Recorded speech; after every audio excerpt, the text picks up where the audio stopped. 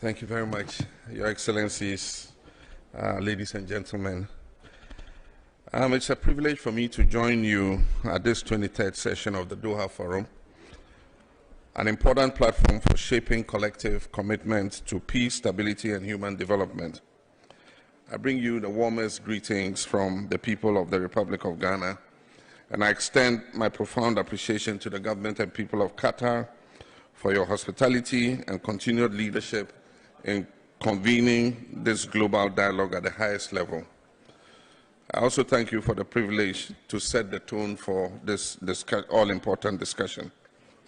In Ghana, the principle that education is a fundamental instrument of justice is firmly rooted in our national constitution in Article 25 of the 1992 Constitution, and it provides that, and I quote, all persons shall have the right to equal educational opportunities and facilities.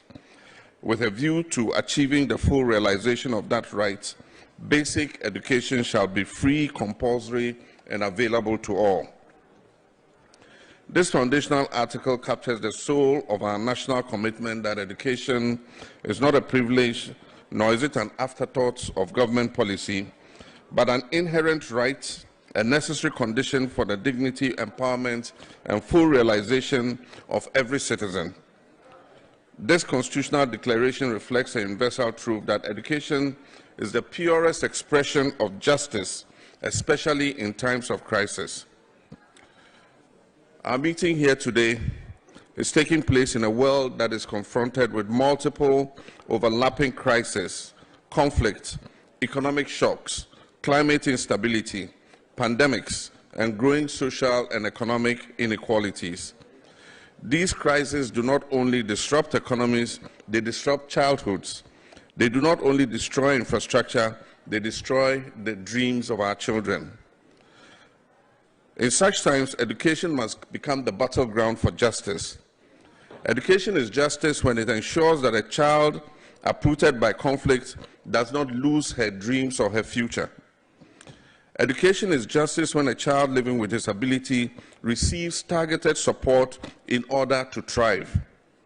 Education is justice when learning continues despite pandemics, economic hardship, or climate disasters. Education is justice when young people are equipped to rebuild their communities and lead global transformation. In every crisis, education stands as the first line of protection, the most reliable social stabilizer, and the foundation on which long-term recovery can be built. And this is why education in emergencies must be seen as life-saving and not optional. I commend the organizers of the Doha Forum for the presentation of this year's awards to Alex Thier and Saad Mohseni for the work they are doing in closing educational learning gaps in two societies that are undergoing some of the worst crises known in recent history. Even in normal times, policymakers are always examining how to reform education to make it universally available and relevant in the context of a rapidly changing world. This demand is even more urgent in societies that are affected by war and dislocation. The disruption of education affecting a current generation of children in Gaza, in Afghanistan, Sudan, and elsewhere is an unfolding humanitarian tragedy that will play out for decades to come. Ghana's own journey demonstrates that the most resilient nations are those that prioritize education even in the most challenging moments. And so over the past decades, we in Ghana have pursued bold reforms to expand opportunity, strengthen justice through education. For example, our free basic secondary education have enabled millions of Ghanaian youth to access education regardless of their family income. Investments in TVET and digital literacy, strengthening early childhood and basic education. A period when this world innovated for educational justice was during COVID-19. Schools were closed across the world and countries. Various countries had to innovate and implemented some of the most adaptive education in emergency times. Nationwide radio and TV learning programs were launched. Digital platforms for remote learning were deployed. Community-based teaching and tutoring were provided, and teachers were supported to innovate new methods to keep learning alive. These measures were expression of justice, ensuring that no child was abandoned in a moment of global crisis. The global experience during the COVID pandemic demonstrates that education systems can be built with resilience at their core. When crisis hits, classrooms should not be the first to close and the last to reopen. They must remain anchors of hope, stability, and protection. The conversation of education as justice in times of crisis is relevant to Africa, where 30 million children remain out of school. Millions more are in school but not learning. Climate-related emergencies are displacing communities and shutting down schools. Digital divides are widening socioeconomic gaps. Education is not the only focus of SDG 4, quality education, but also the enabler of all the other sustainable goals. Because without education, we cannot end poverty, which is SDG 1. Without education, we cannot achieve good health and well-being, which is SDG 3. Without education, we cannot attain gender equality, which is SDG 5. Without education, we cannot build decent work and economic growth, which is SDG 8. Without education, we cannot strengthen climate adaptation, which is SDG 13. And without education, we cannot secure peace, justice, and strong institutions, which is SDG 16. Education illuminates the path to every other goal. It empowers individuals, it strengthens institutions, it transforms nations. If we want a just, peaceful, and prosperous world, we must start by ensuring just, equitable, and resilient education systems. The theme of this forum reminds us that justice is not confined to domestic laws. It is a global concern. Education is a global public good, and when children in one region are denied the opportunity to learn due to conflict or poverty, the entire world loses talent, innovation, and potential. And therefore, if education is to serve as justice in times of crisis, the global community must commit to the following. First, protecting education budgets in times of crisis. Economic austerity should not begin in the classroom. Integrating education into humanitarian response plans, ensuring safety of schools and the learning environment, accelerating digital inclusion, investing in digital infrastructure, devices, and teacher training, supporting teachers as agents of stability, and strengthening global partnerships. Our world is changing fast. Our thinking about education must evolve just as rapidly.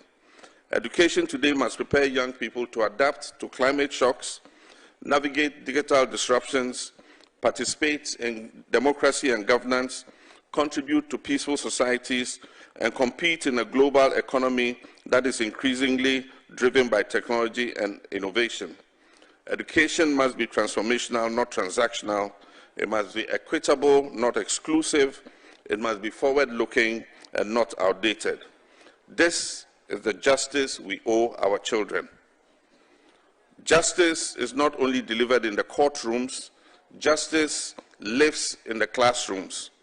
It is found in the moment a child learns to read, in the moment a young woman discovers her talent for science, in the moment a displaced child finds safety and hope in a school, in the moment a teacher inspires courage in a new generation. If we're to create a more peaceful, equitable, and resilient world, then education must be our most significant investment and our boldest commitment. This resonates with the saying that knowledge is like a garden. If it is not cultivated, it cannot be harvested. Let us cultivate the seeds of justice through education, especially in times of crisis, so that the harvest may be peace, prosperity, and a shared humanity. I thank you for your attention.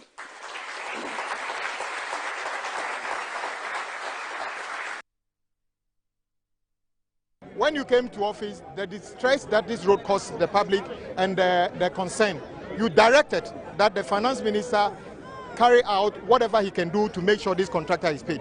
Indeed, that has been paid. And I must say that the contractor has significantly worked, done a lot of work. And this is also part of the existing Accra-Kumasi highway. So, Your Excellency, your big push is already yielding results, and we believe that you will leave a legacy that all Ghanaians will be proud of. Exactly 90 days ago, I was here because of the outcry from the traveling public about the nature of this particular stretch of road, of Ankom-Sawam.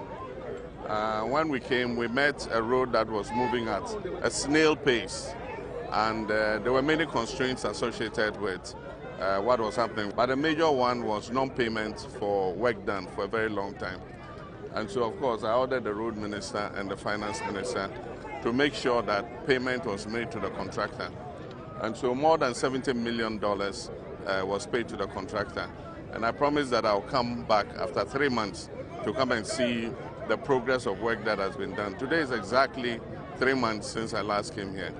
And I'm quite impressed with the progress that has been made. We've not abandoned this alignment. This alignment will still be available for road users, but we're going to invest in a new expressway that will take people to Kumasi faster than this old one has done. I'll urge the contractor to continue to push hard. The last time I came, he assured us that by July next year, he'll be able to hand over the road. But if I look at the progress being made, I'm sure that by April next year, if you guys push hard, you'll be able to finish this road and hand it over. Office of the Special Prosecutor has abused his powers in this matter. And I will not hesitate. I will not hesitate to say that this house, we created the office. And the Office of the Special Prosecutor, if it continues, to abuse his powers, then we may have to abrogate it. When it happens to somebody and he's complaining about it, you see absolutely nothing wrong with it. When it happens to you, now you complain. So, Mr. Speaker, if he wants to invite the special prosecutor to come and answer why his friend, and today he's complaining because it is his friend. Cannot continue to allocate that huge sums to the same office when we are not getting the results. This is one of the agencies we should be looking at. Mr. Speaker, the office has been in existence for how many years now? Close to 8 years. Tell me what is really the achievement of that office. I believe that it is high time that this Parliament reconsiders its decision to approve the establishment of the Office of Special Prosecutor. I think that we should abolish it. Political party that oppose the establishment of the office, the member of that political party who opposed it in the 8th Parliament, today majority leader, leader of government business, in the wisdom of the Ghanaian people, they have given them a super majority. About 3 petitions as of today have been referred to the President for the removal of the special prosecutor. Mr. Speaker, this comes on the heels of the removal of the Chief Justice of the Republic of Ghana. Mr. Speaker, next on the agenda is the removal of the EC. Something is happening in this country, Mr. Speaker. Mr. Speaker, something is happening in this country. If we are minded to fight corruption, we should be hesitant in the way and manner that we are attacking office of accountability. Mr. Speaker, these bodies were created to be fearless, independent, and to prosecute their business without any big brother overlooking their shoulders. Mr. Speaker, it's becoming very difficult for the OSP to function. And I am very sad that even the amount that the OSP requested to be able to prosecute his business for 2026 has been reduced by almost 50%. If we are to take out the special prosecutor, and then what is left with the office? Are we going to appoint an NDC person to come and to occupy the office? What is the plan? Honorable members. Mr. Speaker, we are approving estimates for the office to function. The arrowhead of the office has become a target. Mr. Speaker, there has been an attempt to remove some constitutional officers already, and now we are coming to this particular office of the special prosecutor. What is his crime? Mr. Speaker, there's no way the government is pursuing anybody out of office.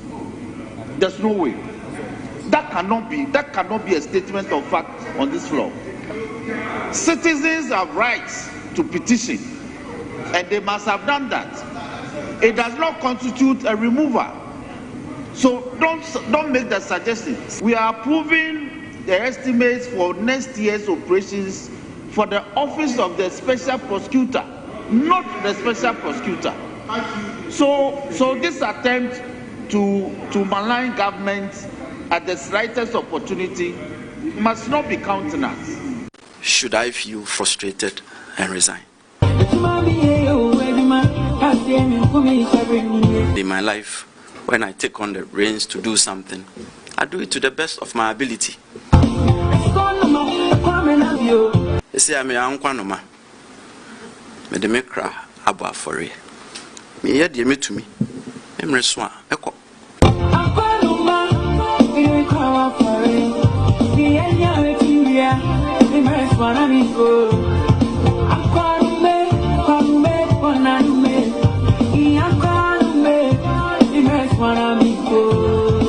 In this so-called major tariff round, the leadership of TUC at the steering committee this afternoon affirmed its outrage by the decision to increase electricity and water tariffs by 9.8% and 15.9% respectively. The PURC cumulative process with TUC for this major tariff review, as commenced at the meeting held at Aliza Hotel, was not conclusive before the announcement of those tariff increases.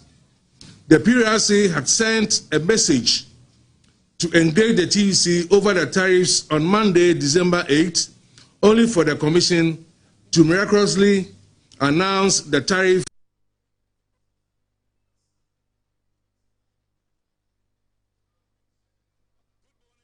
viewers, and welcome to day 2 of the Josmon Group of Companies Thanksgiving service as we are celebrating the faithfulness of God. It's a whole week of reflection as we center God as the architect of all that have happened throughout the year. We are live here at the Accra High School, and as you can see, we've got companies that quickly come to mind. We have Original FM, Original TV, we have Metro TV, we have Millennium Insurance. These are all companies that are here to celebrate with us. You can also join us on Facebook by going to Josmon Group of Companies on Facebook. Just at Josmon Group of Companies, and you can follow us on Facebook as the service is ongoing across the nation. Josmon Group of Companies is celebrating God. We are celebrating the goodness of God. This year has been a bit some way, but by the grace of God, we've been able to go through, and we are grateful. This is what we are doing here this morning. So this morning, I'll be speaking to a few people just to find out about the expectation for what is happening this morning. So some few people have been joining me in between the time that we have here. There's praises that's happening. So I'm going to call one person to join me right now. I would want Theo to join me this morning as he shares with us his expectation for this morning. Theo, good morning to you. Good morning. All right, so we are celebrating the faithfulness of the Almighty. Throughout the year, God has been good to us. What has God been good to you about? I mean, talk to us. Do you know, David said something. David said, I was glad when they called unto me, let us go to the house of the Lord. It is very important that at the end of the day, we would always give thanks unto God. It is not just a function that we are here today, but God in heaven has done a whole lot. People have died within the year. People have been sick. People have gone through trauma. But the Lord has been faithful to you and I. So today and this week, if we are here, God has really been faithful to I and you. So we need to come before His throne of grace and say, God, we thank you. That is why we are here this week. And that's a very good one to hear from you. But then, what do you also think about the leader of Josmon Group of Company for making sure that this idea stays with us as workers of Josmon Group of Companies? I mean, every year, annually, we come together to thank God. And there's always a wonderful theme that actually leads us through this process. What do you think about the leader for making sure that this tradition stays with us? Do you know, the leader and founder of the Josmon Group of Companies is a very religious person. Ask yourself, how many companies in this country have been able to institute the disciplines of God in their institutions? But this man has been able to have the companies he's having through the word of God. And in all his testimonies, he tells you it's about God. So if the leader has been able to institute, I think workers of this company must not take God for granted, because it is God who has taken these companies and the subsidiaries this far. Because ask yourself, the man is now going international, and he's gone into international. Almost the whole of Africa, Zoomlion has taken over. Ask yourself why. It is God. Sometimes he said he signs contracts he doesn't understand. All has been God. So this is how far God has brought us, my brother. Thank you very much to you, and I'm very grateful to be talking to you this morning. I also have someone who is going to join me here. He happens to be one of the singers for this morning. What's your name, sir? My name is Michael Obusu-Asare, sir. All right, Michael Obusu-Asare. Which subsidiary are you working with? I work with the CAR Secretariat. All right, so, I mean, we are thanking God for God's faithfulness. Can you share with us one thing that God has been so good to you throughout this year, and especially something that relates to where you work? Where I work? Yes. I am not dead. to start with. And I can tell that from the start of this year till now, God has been faithful in everything that I have pursued in terms of my work. I've learned so much. And I'll tell you that God, each and every day, he tries as much as possible to give me a level up in my career. And so I'm so grateful on that part when it comes to work. All right, so I mean, this year has been a lot of ups and downs. We've lost a lot of people, a lot of calamities here and there, but we're here. So, I mean, for you, you're a singer. You actually came here this morning to bless us with your voice and the voice of God. Like that's how I like to put it. What message do you think you would want people out there to take notice of? I mean, particularly for this year, so that they can also walk strong for 2026? Well, what I'll tell people that this year has not been exception. Previous years, some years have come that quote unquote have been bad. But you see, the Bible says that all things work together for the good. In as much as this year, so to say, people are saying that it has been a bad year, but I think it's not a bad year. Yesterday, I have a conversation with my CE at the secretariat. That's Mrs. Dora Yabo-Abuaten, and she asked me a question. It was like, this year, everybody's talking about it. What is my take on it? So it's no surprise that you're telling me that. The answer she gave me was that this year has been good. Every year, God is good. If we get this concept in our heads and in our hearts, we can walk freely and know that God is good. It multiplies when you have the concept in your head. God is good. Every year, God is good. Every year, God is good. No matter what. No matter what, God is good. Thank you very much for talking You're welcome, to us. sir. You're welcome. Thank you so much. I really do appreciate you talking to us. All right, so it's a reflection that's going on all over the country. Just one group of companies, we are thanking God for God's faithfulness, and we are reflecting on the character of God, because it is only God that can take you through the year. If you're not holding on to God, then I think this is the time for you to start holding on to God. God is the Almighty, and God is the architect of your life, and you have to make sure that every day of your life you imbibe God into all the things that you do. Just one group of companies has not initiated this just for the sake of Thanksgiving, but for the purpose of implementing an idea into the minds of all the workers that work with just one group of companies, that it is God that leads us, and it is only God that can make things happen. So we are here this morning once again at the Accra High School, and we are thanking God. All of us are here. Some of the students have joined us. They're also having a wonderful time. The Word of God will be coming pretty shortly, and I'm sure that we are going to walk away with something that would enable us to face 2026, knowing that God is King and God is the architect of all the things that we're going to do coming 2026. Join us on Facebook right now. Go to the Just One Group of Companies. That's all that you have to type, and then join us as we go through the service. I have a guest with me that I'm going to be speaking to, one of the students of Accra High, and it's a wonderful gentleman. Good morning to you. Good morning, sir. Good to have you here. Yes, sir. All right, so I see some of your colleagues going to class, but then you decided to join us here. What is your reason? Because some of us, we are dedicated to God. We actually like God and we love what He has done for us, especially our parents are alive, so we have to give thanks to God. All right, so is that not going to affect the class, or the class starts at 8 o'clock or after 8 o'clock? It's after 8 o'clock. I see that a lot of your colleagues always join us every year. And is this something that you sit down to decide to do that you can also be part of what we are doing here? As far as it's for God, dear. God, dear, we are for God. God is always ultimate. Yes, all right, so what message do you have for Ghanaians on TV right now? You're on TV. What message would you want to share with us, Ghanaians? And you are a student here. What form are you? Form 3. Form 3. That's your last year, or you have one more year to go? No, that's last year. All right, so what message do you have? One thing I want to say is that doing everything without God is nothing. Okay. But if you are doing something and you have God, even if you can waste your time on God, I know He will replace it for me. All right. Thank you very much. And thank you, and have a wonderful day. All right, so God is King, and God would always be King. Make sure that you have God in your life, and God works things together for our own good. Everything works together for our good. Whether you're going through stuff, whether you think this year has been a bad year, we just want you to know that God is always there. You are alive. You woke up this morning. It is God that did that. It is nobody. You can't really point hands at anybody at all, but it is God, the giver of life, the indweller of all beings. So thank you very much for joining us. We're going to continue with the service, and Good Morning Ghana will continue with you. And thank you once again.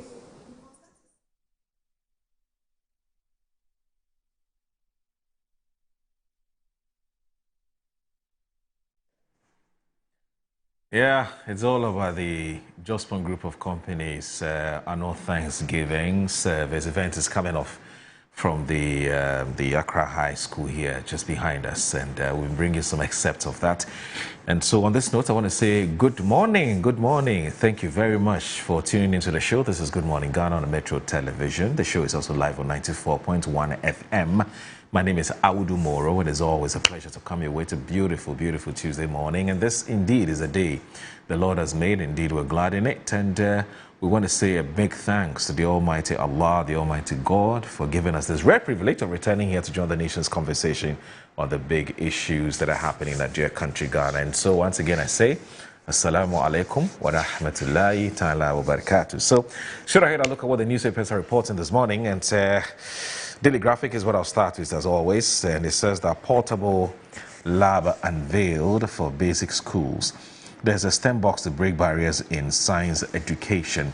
Interior Minister orders probe into SP assassination claim. Nkrumah return. Second Coming rocks the African Festival December 28 to 30. Mineral royalty surge across all subsectors. That's with today's Daily Graphic. The Ghanaian Times says that I'm committed to building better Ghana. President Mahama reflects on December 7, 2024 polls. Ghana, Burkina Faso resolved to strengthen bilateral cooperation. VEEP calls on African leaders to strengthen health systems. And then there's Interior Minister orders probe into alleged assassination attempt on SP. A vacancy declared in Parliament following court-ordered Kwandai rerun. Daily Guide. Minority TUC reject utility tariff hike, and as give me power and I'll give you jobs, Kenneth Japon. And as ministry probes SP assassination claims, 5 arrested for robbery. Court dismisses Wuntumi's further document requests. That's today's Daily Guide. The Insight, Russia stands for freedom of nations, and Kufuor blames MPP's 2024 defeat on DDEP National Cathedral PDS, but General Secretary cites member neglect breakdown in communication strategy. 14 arrested over foiled Benin coup. Give me power and I'll give you jobs. Kenneth Japon tells MPP delegates. Amefe Central marks Farmers' Day with renewed government commitment to roads, electrification and agricultural support. Why ethical leadership matters. Insights from Dr. Enes Oforisapon. Ga West marks Farmers' Day at Manchi. Honest, outstanding agric workers. And there's 4 arrested over foiled Benin coup. I've looked at that already, yes. And then there's the New Republic that says ghost contractor vanishes with $29 million. Unbelievable. Government scrambles to recover loot as Tamale Walewale Road lies in ruins. Abuja reveals. Sahel jihadists to target Ghana's gold mines. Porous border, illicit cash flow raise alarm. And as Bamia Zongo disconnect deepens post-election autopsy. 9 months escalates anti-Galamsey offensive as foreign links emerge. It's ex-NAFCO boss fight Yoko over frozen fortunes. Sorry about that. So that's it for the front pages of the newspapers we have for today. Please stay with us. This is Good Morning Ghana.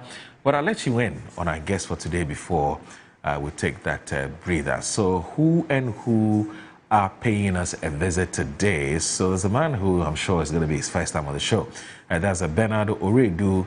He's a private legal practitioner and a member of the MPP's legal team. And then also yours truly, Hamza Suhini, who is also a member of the NDC's communications team, but also a private legal practitioner. So the lawyers are clashing today, and we'll see how that goes. So what are the issues for today? Kwandai seat, yes, is still in there. The clerk to Parliament, it is Ahoma Jetro, has sent a formal notice to the Electoral Commission on the 4th of December 2025, saying that the Kwandai constituency seat is vacant. Now, the trigger was a High Court order from the Tamale, that's 24th November 2025, that nullified the December 2024 results and ordered a complete rerun. And Article 1125 of the 1992 Constitution, the clerk must reform the EC whenever a seat becomes empty, and the Commission then has up to 90 days to organize a by-election. Right, so there's also Office of the Special Prosecutor. That won't go away. The call for abolition.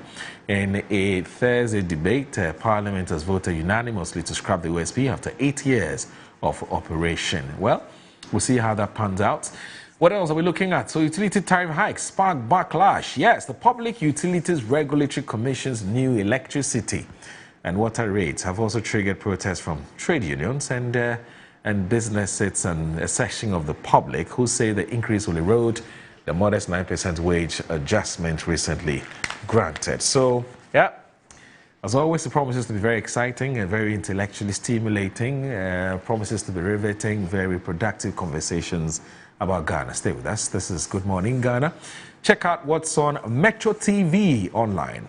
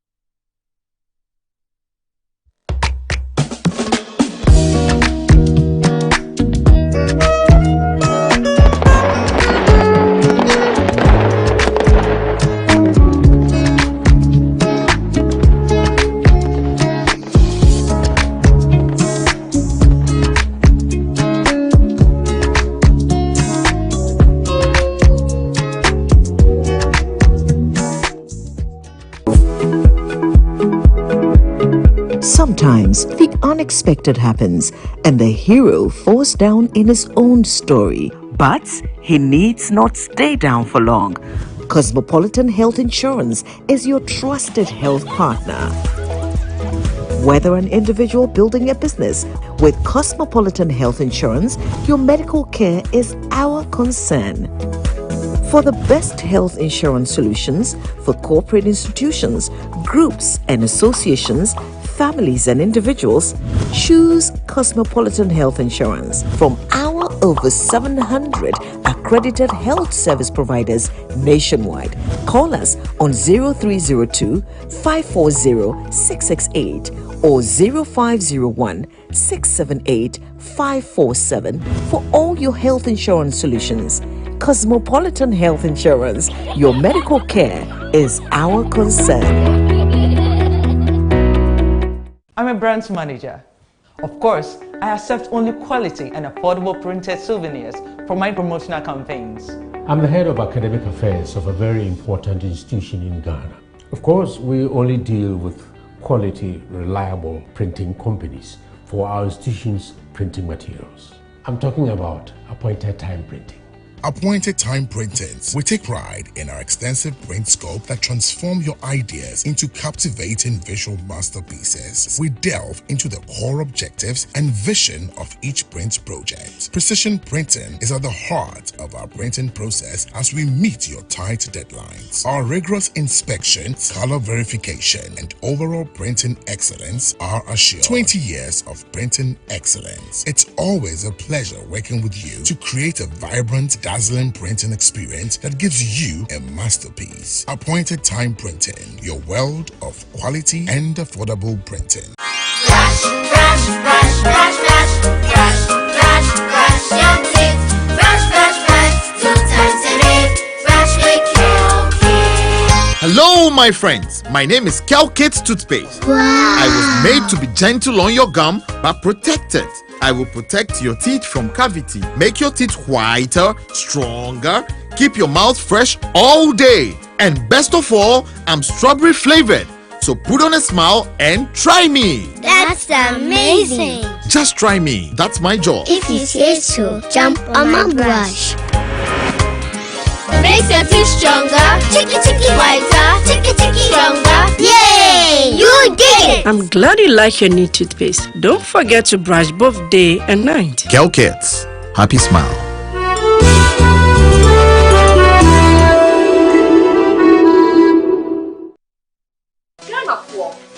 Chia woni nara me din e de baby da pa me de ade sonko kra na ebremo nya ode to aduane mo ama waduane e de pa na me de bremo eno any some spices de emu wa wo bebre o various flavors ubenya eya akoko ubenya nantwie ye de ku jollof ma emu ye de ubenya ye de ku nkwan ye de ku froye mu ho na kope bito na ema waduane enye de unyimi nia ye nkon ye konko tie nya nkofo eka Otando ye communication to ni o enjoy oduba that Samu spices. One in the essence no hi.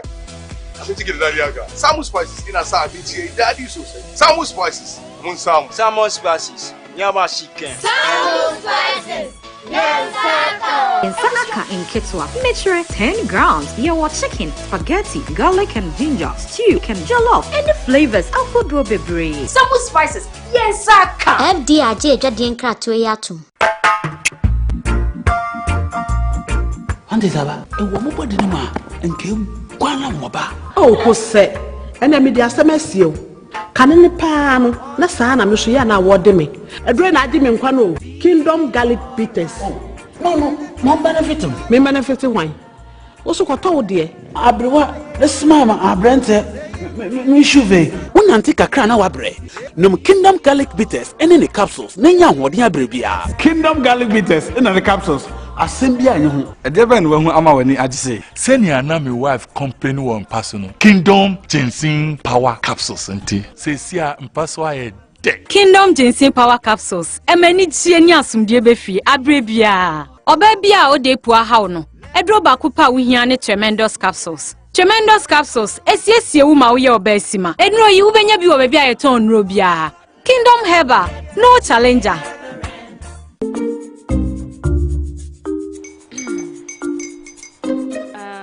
Kwame and his uncle are almost here. Wait a minute. This one too, your friend Kwame. Wait, Kwame.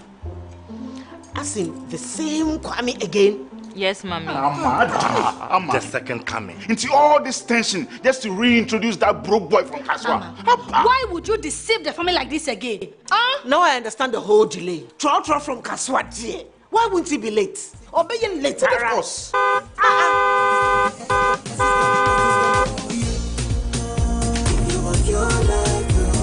Star 712 hash, star 712 hash. You go be the luckiest. Go be from to be luckiest. From not the cause she be luckiest. Me and you go be luckiest. No matter why you're lucky. Everybody go be the luckiest. That's Kwame. Senya God apple boom. If you put it toye, so would the coming of the son of man be. Is that his car? Ha! Even now, your shadow the way designer. I use my own mouth to reject him. Oh, this is my mouth. Look at that. Kwame, my son. Now, tell me the truth. how did this all happen? Oh, mommy, simple direction. Mr. Goodluck no check me way. Yeah, man. Easy car. Or dial *712#. The devil is a liar. He picked his ticket and entered his lucky 5-digit number. I'm a birthday. Oh, how romantic! And he followed the prompts. Yes, and then boom, confirmation test. One quick, pick 5 numbers for me, okay? I'm feeling like 7. Dial *712#. Choose your ticket. Enter your lucky number. Follow the prompt and let destiny handle the You see how they love you now? Yo, do you have family payment? Before December, may release a motivational bomb. Patapa, my super.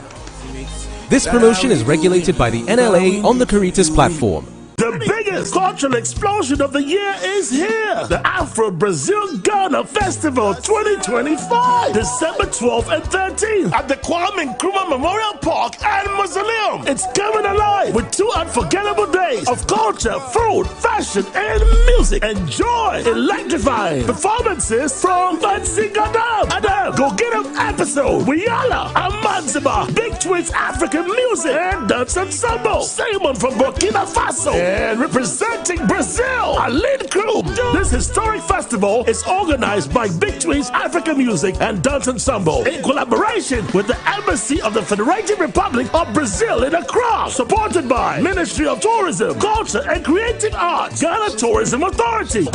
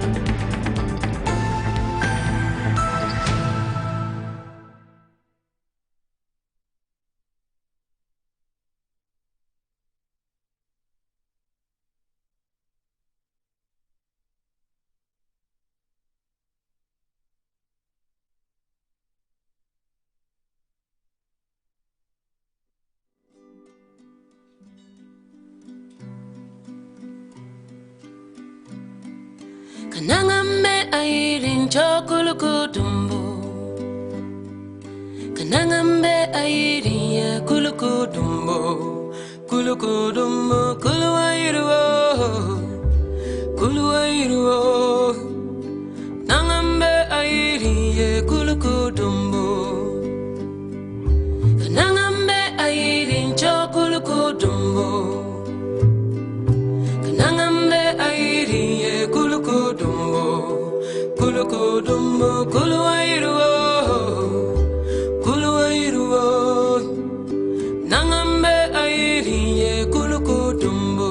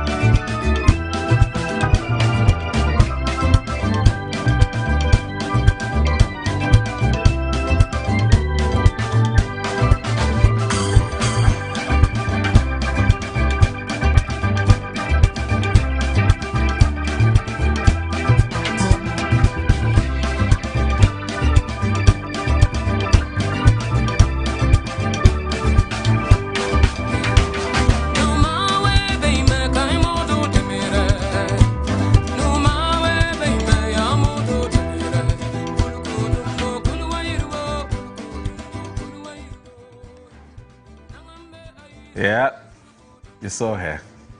That's Afro-pop singer. That's Wiyala. Wiyala. I hope you like that song. It's a beautiful song, isn't it? I love it. I love it. It's actually one of the new productions. And speaking of Wiyala, Wiyala is with us this morning. She's here on a particular and a specific mission. And she'll tell us a bit more about that. But it is my singular pleasure but discomfort and difficulty in being on the same stage, on the same studio with a woman who, or a lady who ordinarily should have been sweeping the studio now because she's supposed to be my slave. But this one is strictly business, so I don't have any option. I still have to talk to her anyway. I have to accommodate her. But when she came, I asked whether we had a broom so that I could hand the broom over to her for her to sweep the entire studio, clean it up, go out there and get me food, water, and then she has to serve me whilst on her knees. But she says she refuses it. She will never do it. I said, okay, you'll be here with you. We'll see how it all pans out. But let me just say that you're watching Good Morning Ghana on Metro Television. The show is live on 94.1 FM. My name is Aldo Moro, and it's all about let me be more specific about it. It's all about the Afro-Brazil Ghana Festival 2025, and it is shaping up to be the cultural highlights of this Yuletide season, and it's going to be a 2-day event. It was kicking off on December 12th. So, to tell us a bit more about this big event briefly before we kickstart with our main conversation for the day, I have in the studio Mohammed Fusaini, who is the Chief Executive Officer, I believe, of Big Twins Africa. They're the brains behind this. He's here. Assalamu alaikum, my brother. It's good to see you. My brother. Yes, and I hope you're doing very well. Yes. Why won't I be happy? I'm also happy being with you. I haven't been served in a very long time. And the way Uyala is going to do today. So it's a singular pleasure and honor to have her serve me. So she's here. And in fact, I shouldn't even be introducing her. She doesn't deserve it. But you say something. You say straight and not go to business. So the business. This is business, right? Okay. Thanks for the reminder. Uyala, Noella. Yes. Good to see you. Good to How see you are too. you? I'm fine. And is your first time at Metro? Yes. Oh, I see. Yes. Metro should have been your second home. When you leave your home, you should be coming to Metro. Well, that's true. For all kinds of things, interactions, promotions, and so on. Invite me. We should invite you. Any day we invite you, you'll be here. Yes. Fantastic. Yes. We realize one of our biggest exports here in Ghana. We're talking about music exports. She's making us very proud, as Ghanaians, because everywhere she goes, I like the way you're welcome there, especially outside Ghana. But I don't know how that makes you feel. You seem to be more powerful, more popular, more loved outside Ghana than within Ghana. My observation may not be right. I mean, I stand to be corrected. I mean, let's start from there before we even talk about the main event. I mean, is my observation right? Is it appropriate? Unfortunately, okay, first of all, good morning to all my Gonja slaves, if you are watching. Unbelievable. Don't mind this guy. He's actually the cleaner here, but because I was coming here, I just asked that. Can you imagine that? Can you put this cleaner here? Because he's dying to see the queen. Without me, they can't survive. Shout out to His Excellency John Dramani Mahama. You know what I'm talking about. To all the Gonjas. He's also your slave. Oh, yeah. Hey, we have to be careful. No, I mean, when he's not being president. When he's president, I'll say, yes, boss. No, does it even matter whether he's president or not? Whether president or what? He's still your slave, I'm waiting for him in Fonzie. Look, the pomposity, as some people have said, the pomposity of this Salah woman. Come and see me soon.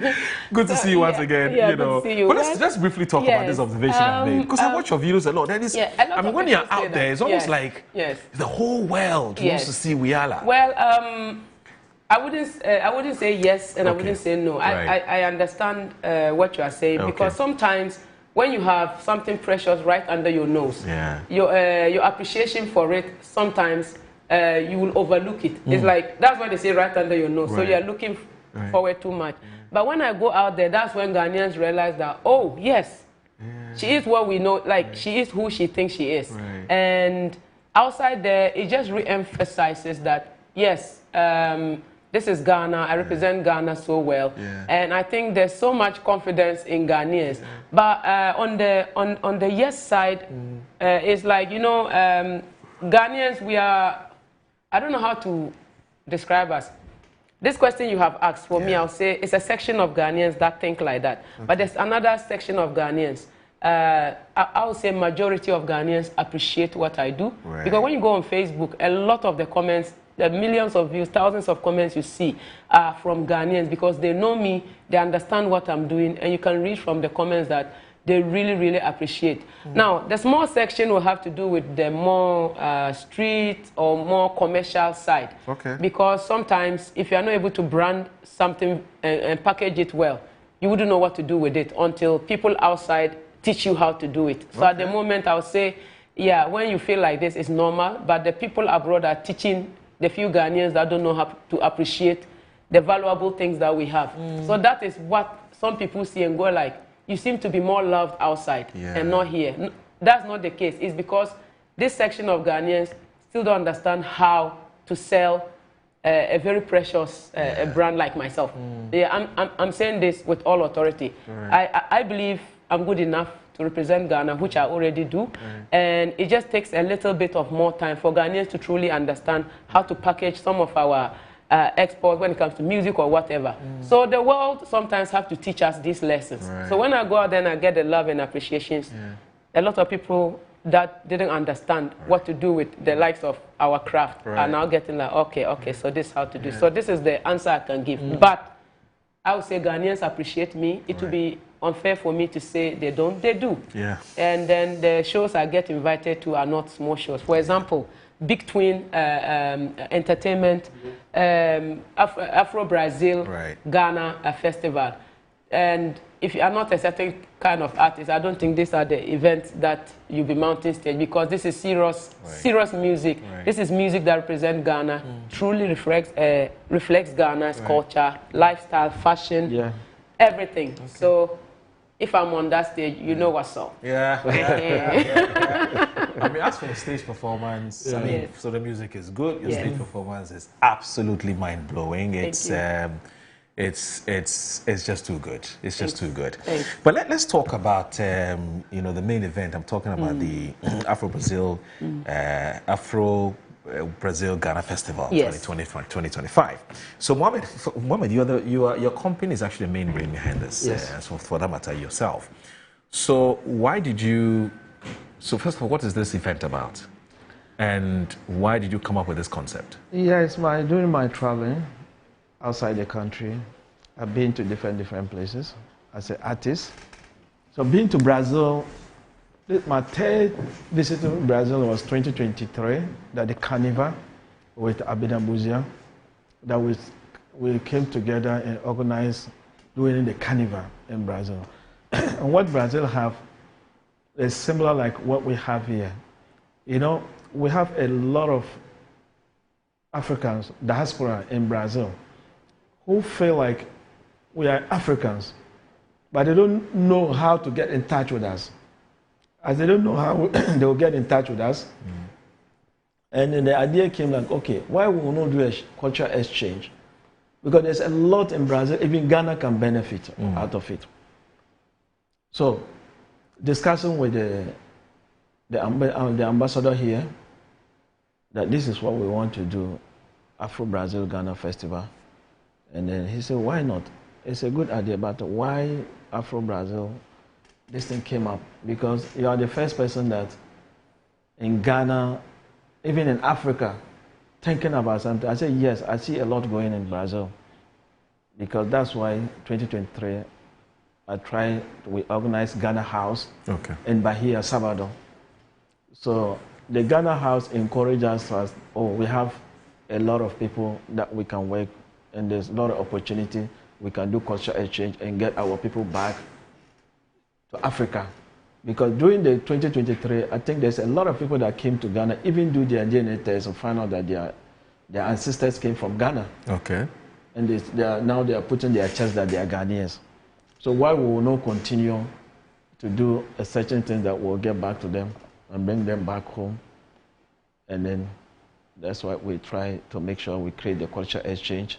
And we, the artists too, we can take our creative this thing out of there and sell it out. Because Brazil is a big continent that Ghana, we can go inside Brazil. And they have a lot. They are talking about farming. Brazil is farming. Everything is there.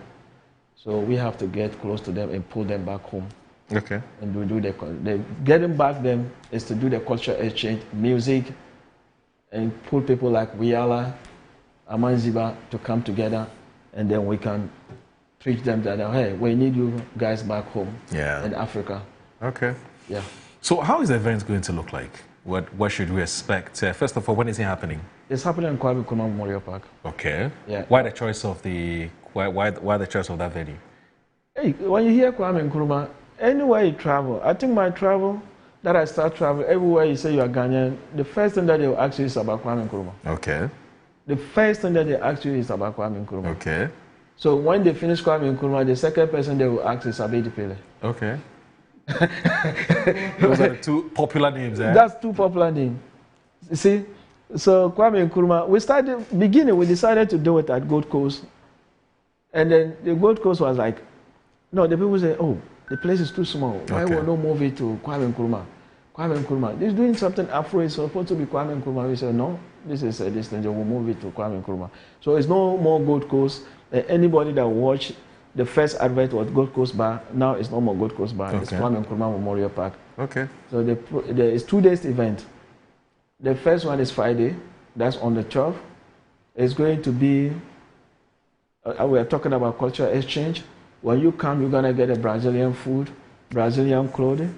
And when you see Ghana food, the dress and everything is going to be there. And Saturday is the main show that we are, and all the artists, myself, we are going to rock the stage. We have fashion show. The fashion designer is here. Okay. It's going to be a catwalk. You see the Brazilian clothing. You see our made in Ghana and made in Brazil, because it's in between Ghana and Brazil. Okay. So that's what we're doing. So we're going to have some Brazilian artists performing, yes, and we have Ghanaian Brazilian artists as well. which is Aline. Okay. He came from Brazil. He's in town now. Okay. Yeah. Okay. He's in town. How popular Brazilian songs in Ghana? No, I think Brazilian songs is. I think a lot of people that know is Olodum. Okay. Yeah, you know Olodum is the popular group in Brazil. They have a collaboration with Michael Jackson. Yeah. And they make them Ghanaians got to know. I think that's the only artist there. Okay. But what we are doing, we pull them here in Ghana. Next year is going to be massive. Yeah. So who are some of the artists who have been billed to perform on this event or at this event? We have Edem, Aibe Edem. Okay. It's Edem, but now a lot of people know him Aibe Edem. Yes. So we have Aibe Edem, we have Amanziba, we have Episo, and we have the lioness. She's sitting here. You mean the lioness from where? Ghana. Lioness of Africa. The lioness from where? Africa. Lioness as far as of I'm Africa. concerned, she's my cub. Yeah. She's a cub. When I roar, all Gonjas disappear. So we have Buyala, we have myself and my twin brother, and we are coming to rock. We have one artist from Burkina Faso, which is Simon. We have Aline from Brazil. Black Rasta. Yeah, Black Rasta. Hey. The Kochoko man is there. Kochoko man. Fancy Gadam. We have Fancy Gadam. Okay. Is it Nino? Which one? Yes. Aline. Yeah, Aline. We have Aline. Yes. Okay. You see the Kochoko man in. Yes. Right. I like the area of stars that you have assembled for this. It would most definitely be a very important and exciting event. So, yes. I mean, how much are you looking forward to this event? Well, for me, I love performing, number one. Sometimes after not being on stage for a while, it's like you need a bit of even if it's just to go and watch a performance is good. And the more I perform, the better I get. And I don't joke with any performance. Okay. So I'm really excited to perform. And it's been a long time I performed in Accra. So I'm very ready. My band is rehearsing. I'm coming on stage with new songs. Like my new album is out, so I'll be performing a few songs from the new album. The album is called Elephant Ears on Fire. Okay. And the video we just watched is one of the songs on it. It's called Kulu Wayiri, which says "Come Home." Okay. And this new album is just on its own. Okay. It wasn't deliberately done for commercial purposes. It's just music that I'm singing from when I was a kid. Okay. As long as I can remember, from 5 years old. Songs that probably would have never been heard of if some of us didn't take them to the studio. And these are songs that have a lot of meaning. Okay. Lifestyle, moral lessons. And unfortunately, there are no songs like Rock My Body in it, because as I'm getting older, I need to be very serious with my music. And then use the music looking for somebody to rock my body. The body. Yes, I think I've rocked enough. Yes, and... so you have retired? Oh, no, I'm now boss. Okay. What a song. Anyway. So I'm using this album. It's more or less like a library, a collection. And I always say, I tell people this new album is about writing history and rewriting. Right. Because after traveling around the world, I've realized that another way of keeping the culture, the tradition, and telling the stories is through music. Okay. Yeah, you sing and people don't really need to understand it, but they can feel it through the melodies and the expressions and then the energy. So yeah, come, because when the lioness is coming on the stage, you will hear the loudest roar that you've never heard before, and it's been a long time. So Afro Brazil Ghana Festival, we're bringing good fire. You don't want to miss. Number was showing Allah na jum. Nyam basket here. Iko bukoga iko ya gonja ankovia. Wele. The kasana be handle am. I have just one request before you take leave of us. Yes. Can I capture her and put her somewhere? And lock her up. You say something like that. Yeah. You say something, we are in business. Okay. So okay. So, thanks for no problem. After you capture me, just leave the two of us in the cage. No, Let's see who's going to rock. Oh, yeah. Okay. You rock a lioness and an antelope in one cage. You'll be meal, Papa. You go sweet, Papa. Abu KK said I should say hello to you. Oh, hello, Abu KK. Yeah. You remember him? The former DC for Nadoli. Yes. And also apparently he's a former deputy regional minister. Yes. Former deputy regional minister. He says I should say hello to all of you. Abu Kasabata. Hello, Abu. Anyway, so we will wrap up on this. So it's happening when exactly is happening? Friday on Saturday, 2 days event. Friday, Saturday. Yeah. So we have our minister. Okay. The Minister of Tourism. Okay. That's Abraham Mashi. Yes, he's going to be present. Okay. And then we have the ambassador. Okay. The Brazilian ambassador. Okay. And we have the Black Star Experience people. Okay, please go ahead. Yes, go ahead. Yes. So these are the people that we have. Yeah, please go ahead. So we have the Brazilian ambassador, and we have our minister, a lot of dignity. There's going to be a VIP table for this. So there's going to be VIP. Anybody that comes, the security is tight. Okay. Don't just think that we do something like this. Very strict. It's going to be tight security over in the festival. Is it free? Yeah, it's not free. How much is it? What's it's the 100 and 200 Ghana cedis. 120. 200. Oh, 200. And 100, yeah. 200 cedis. So 200 cedis, you get a front table, like something like a VIP. Okay. 100 cedis, you get it. So everybody should come fast. Okay. And So where do I get the tickets from? Well, you go. The code is 30. I think the code is in this. I don't have it in my mind here. Oh, okay, no problem. I'm sure by the time we're done in the next few minutes, you would get us all the details that we need just in case we want to grab some tickets now. You know. So this VIP is 200, right? Yeah. VIP is 200. All right. Yeah. There's a gentleman who has just joined you. He's a guitarist, isn't it? Yes. Yeah, Miha Petric from Slovenia. My brother, how are you? Good.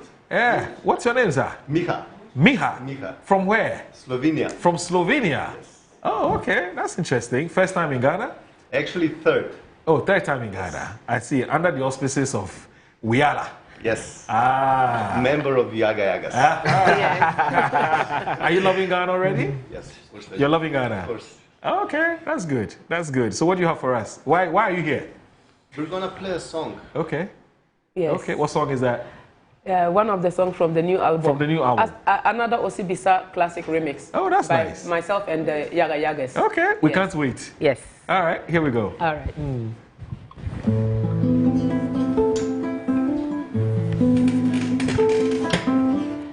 You've been gone, it's an empty home.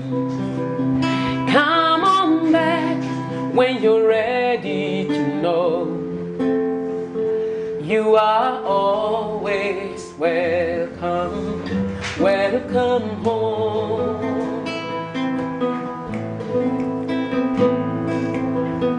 You've been kept down for much too long. Stand up, please, and say I am free. Don't forget, you are always welcome home.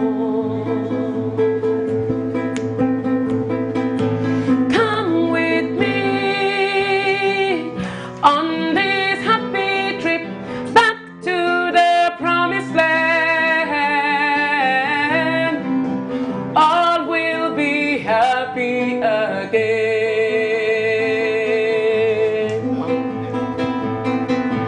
Come with me on this happy trip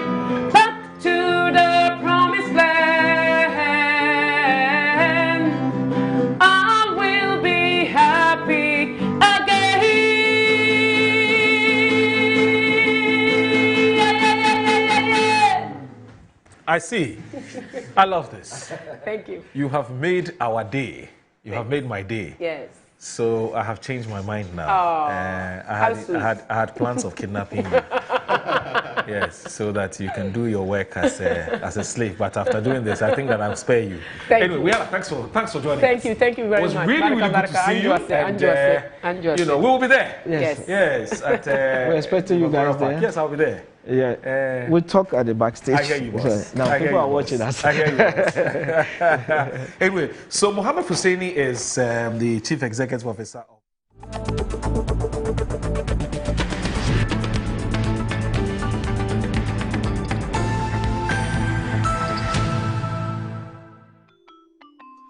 Start your Kids Day the right way, filled with confidence to take on any challenge. Pepsodent Kids contains the right amount of fluoride and sugar acid protection to care for their developing gums and teeth.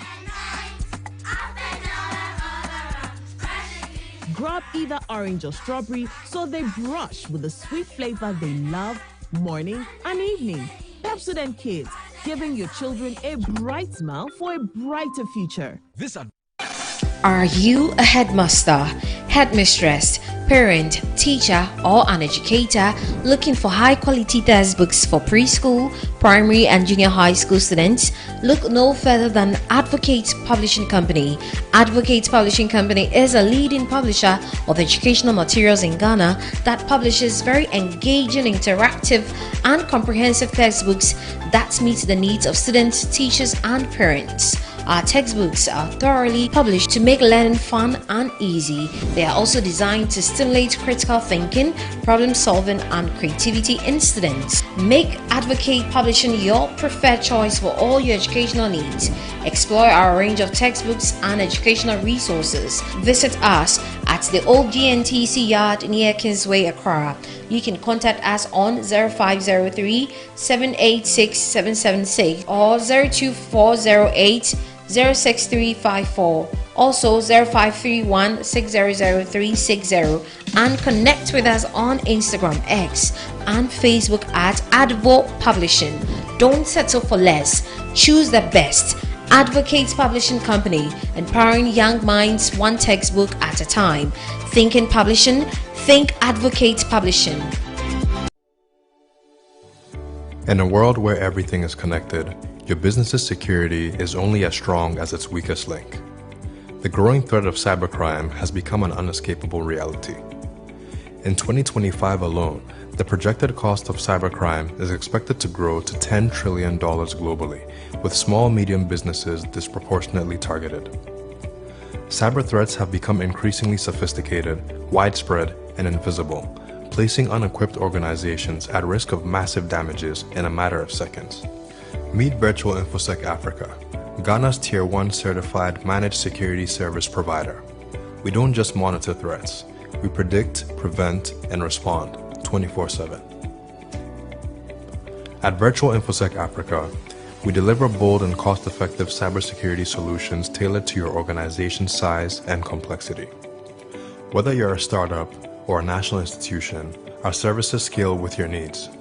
We offer 24/7 SOC monitoring, early warning threat intelligence, managed detection and response, digital forensics and incident response, and predictive analysis and threat hunting. From endpoint protection to dark web forensics, we secure every layer of your digital ecosystem. Why wait for a breach to act? Join the ranks of high institutions who trust Virtual InfoSec Africa to secure their future. Start your 3-month free trial of our early warning threat intelligence platform today. For more inquiries, contact 055-689-2086 or visit our website at www.virtualinfosecafrica.com. Yes, next. Hey, Nadia Benson, Asamo. Me didn't tum. Mr. Friendly Calico, just call me cockroach. Now, Mr. Friendly once now. Hey, that's you. Improve car. Yeah. Captain Mosquito, double the action.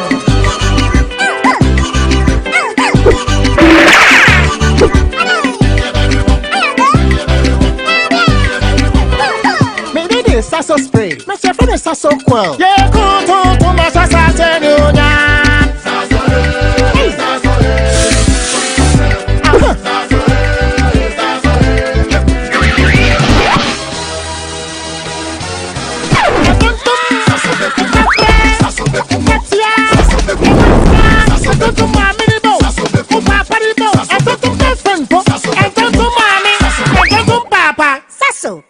Tom Preko.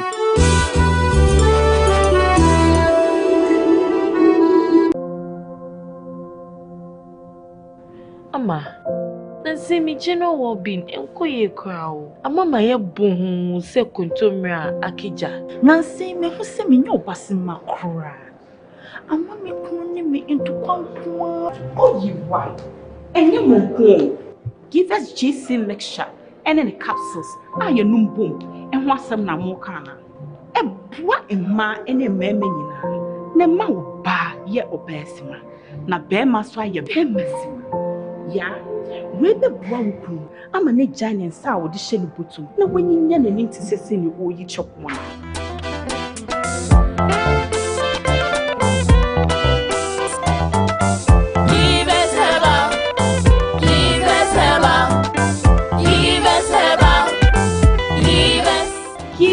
BC mixture and a capsule. A pin for a batter, one more menu for one and Quadawi if you do me. Are you a public sector worker dreaming of owning your own home but worried about the upfront cost? At Rehoboth Havens, we've made home ownership not only possible but simple, affordable, and convenient. For the first time, you can own your own home with no physical deposit required. Through our partnership with reputable Ghanaian banks, your Provident Fund becomes your deposit, making the process smooth and stress-free. After that, you simply pay the balance through an affordable mortgage with monthly installments designed to fit your income. With mortgage rates as low as 15% and a repayment period of up to 20 years, securing your future home has never been easier. And the best part, every Ghanaian worker deserves a decent home. Own your 2-bedroom home today, starting from just 675,000 Ghana cedis, or upgrade to our executive 3 and 4 bedrooms, all on Sweet Homes, even for more space, comfort, and luxury. Rehoboth Havens is located in the serene hills of Ayimensa Damfa, offering breathtaking views of the Pediasi Ebri Mountains. Here, you are not just buying a house, you are joining a secure gated community designed for peace, privacy, and comfortable family living. Say goodbye to land litigation, building stress, and construction delays. Say hello to your own home. Move-in ready and free from legal complications. Secure your retirement now. For more information, call us today at +233 55 375 1933 or +233 20 682 3524. Rehoboth Social Housing. Your housing dream becomes reality. In my line of work, a confident smile is everything. Kel Charcoal Toothpaste keeps me on top of my game and ensures my smile is always radiant and bright. With the tiring nature of my job, we spend several hours under the scorching sun. To keep our teeth white and our breath fresh all the time, we use none other than Kel Charcoal Toothpaste. Kel Charcoal Toothpaste. You're on a Kessie and in a kit one. Samayo kendini, ehu behia, semetra sapapadia to amame manfo. Kel Charcoal's natural ingredients, ene bombe se ho ban, emane sweng, ne sanso mama hotoso e wo bedwam. Kel Charcoal Toothpaste. Choose Kel Charcoal Toothpaste for anti-cavity, whiter teeth, and fresher breath all day. Available in 80 gram and 150 gram. Grab yours today. Kel, happy smile. This advert is FDA approved.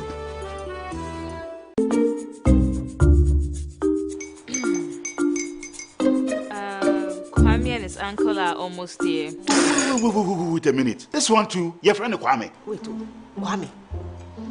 As in the same Kwame again? Yes, Mommy. The second coming. Into all this tension just to reintroduce that broke boy from Kaswa. Why would you deceive the family like this again? Now I understand the whole delay. Troll from Kaswa, dear. Why wouldn't he be late? Obey you later. Of course.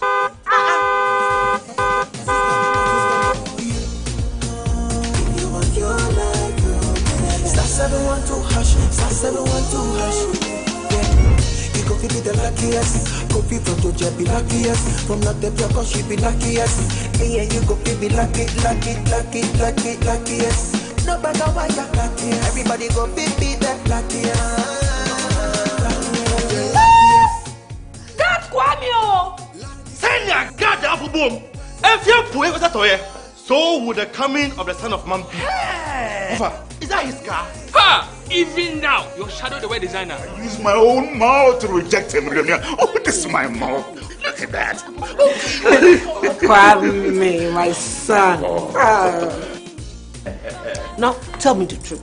How did this all happen? Oh, mommy, simple delation. Mr. Goodluck no check me way. Yeah, man. Easy car. Or dial star 712 hash. The devil is a liar. He picked his ticket and entered his lucky 5-digit number. How much birthday? Oh, how romantic.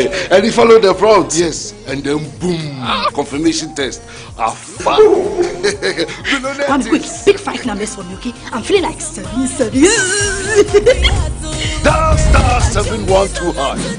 Choose your ticket. Enter your lucky number. Follow the prompt and let destiny handle the You see how they love you now? Yo, do you have family permission? Before December, may release a motivational album. Patapa, my super. This promotion is regulated by the NLA on the Caritas platform.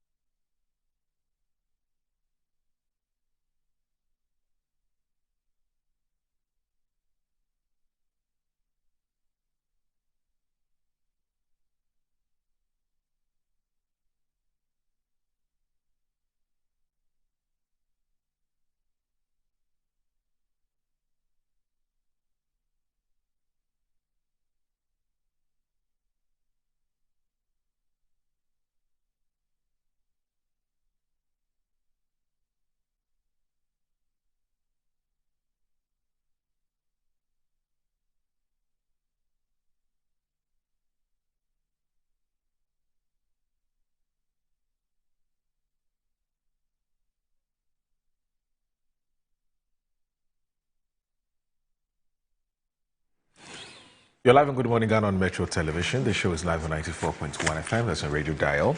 My name is Audu Moro. My guests are seated, and the conversation will kickstart. Today, again, as always, I have two very brilliant minds who have joined us on the show. In fact, both of them are private legal practitioners. So both of them are lawyers. One is Hamza Suhini, who is not just a lawyer, but is a member of the NDC's communications team as well. Hamza, good to see you. How are you? Morning, I'm glad to be here this morning. Right. It's been a while. It's been a while. Are you out of town or you? Oh, no, I've been around. Just that I've been moving from one station to another, not Metro.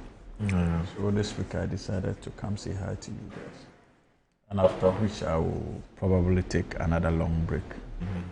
You're tired? And enjoy the Christmas season. It's with Christmas. The family. It's important. You deserve it. You deserve it. It's Christmas already. The body must be rested. Yeah. The body must be rested. Sometimes when our body talks to us, we must listen. Absolutely.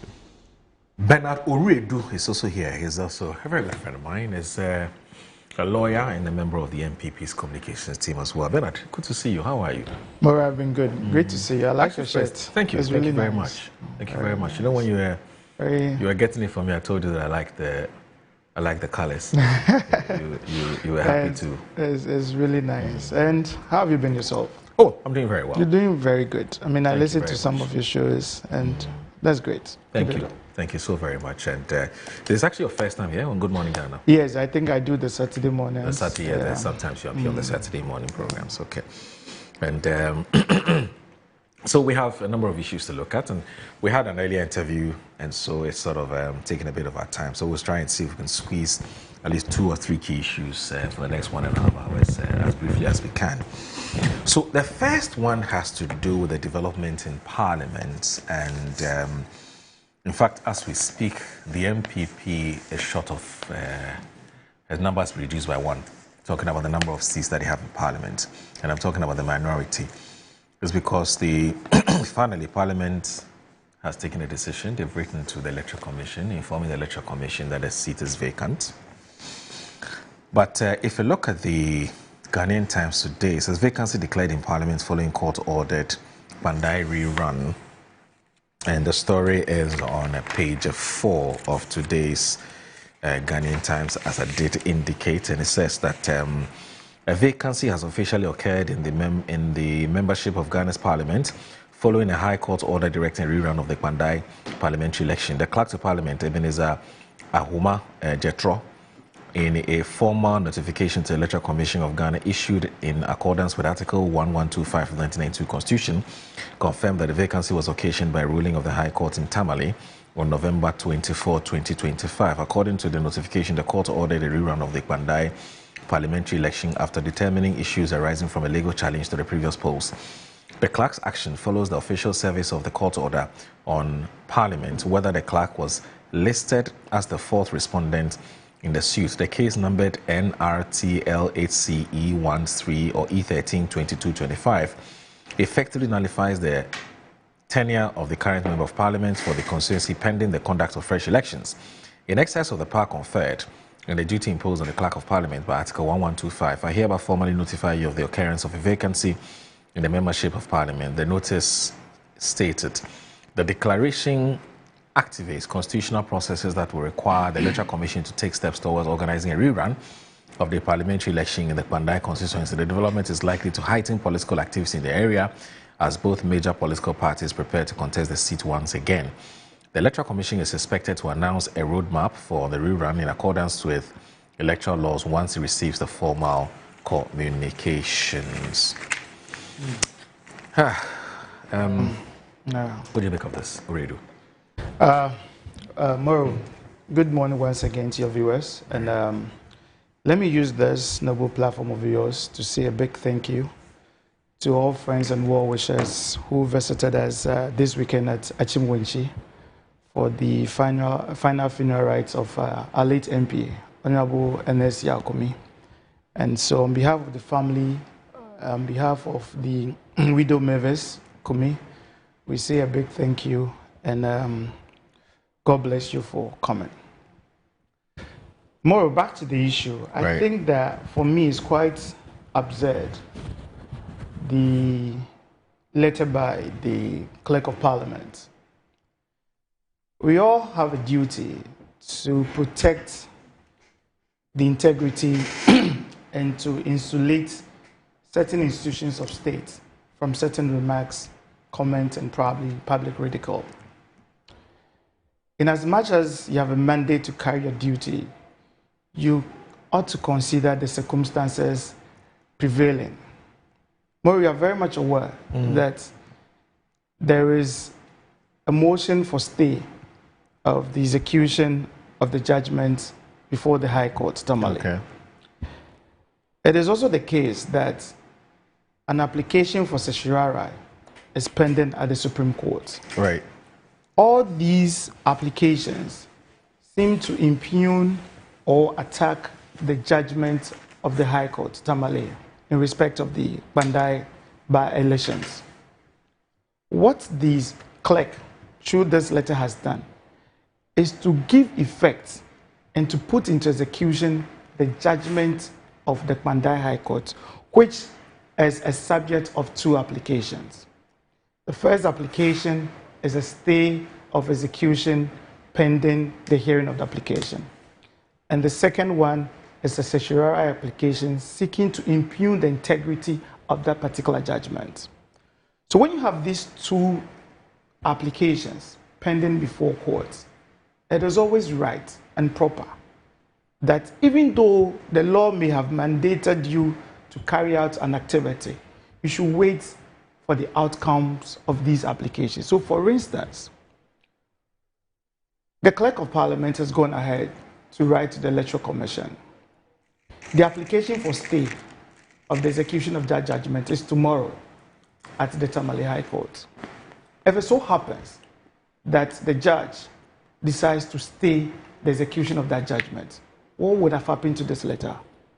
You would have exposed Parliament to public ridicule and probably public contempt.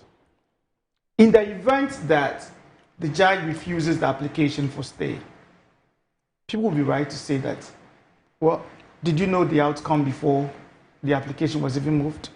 Because what you have done is to overreach whatever happens in court tomorrow.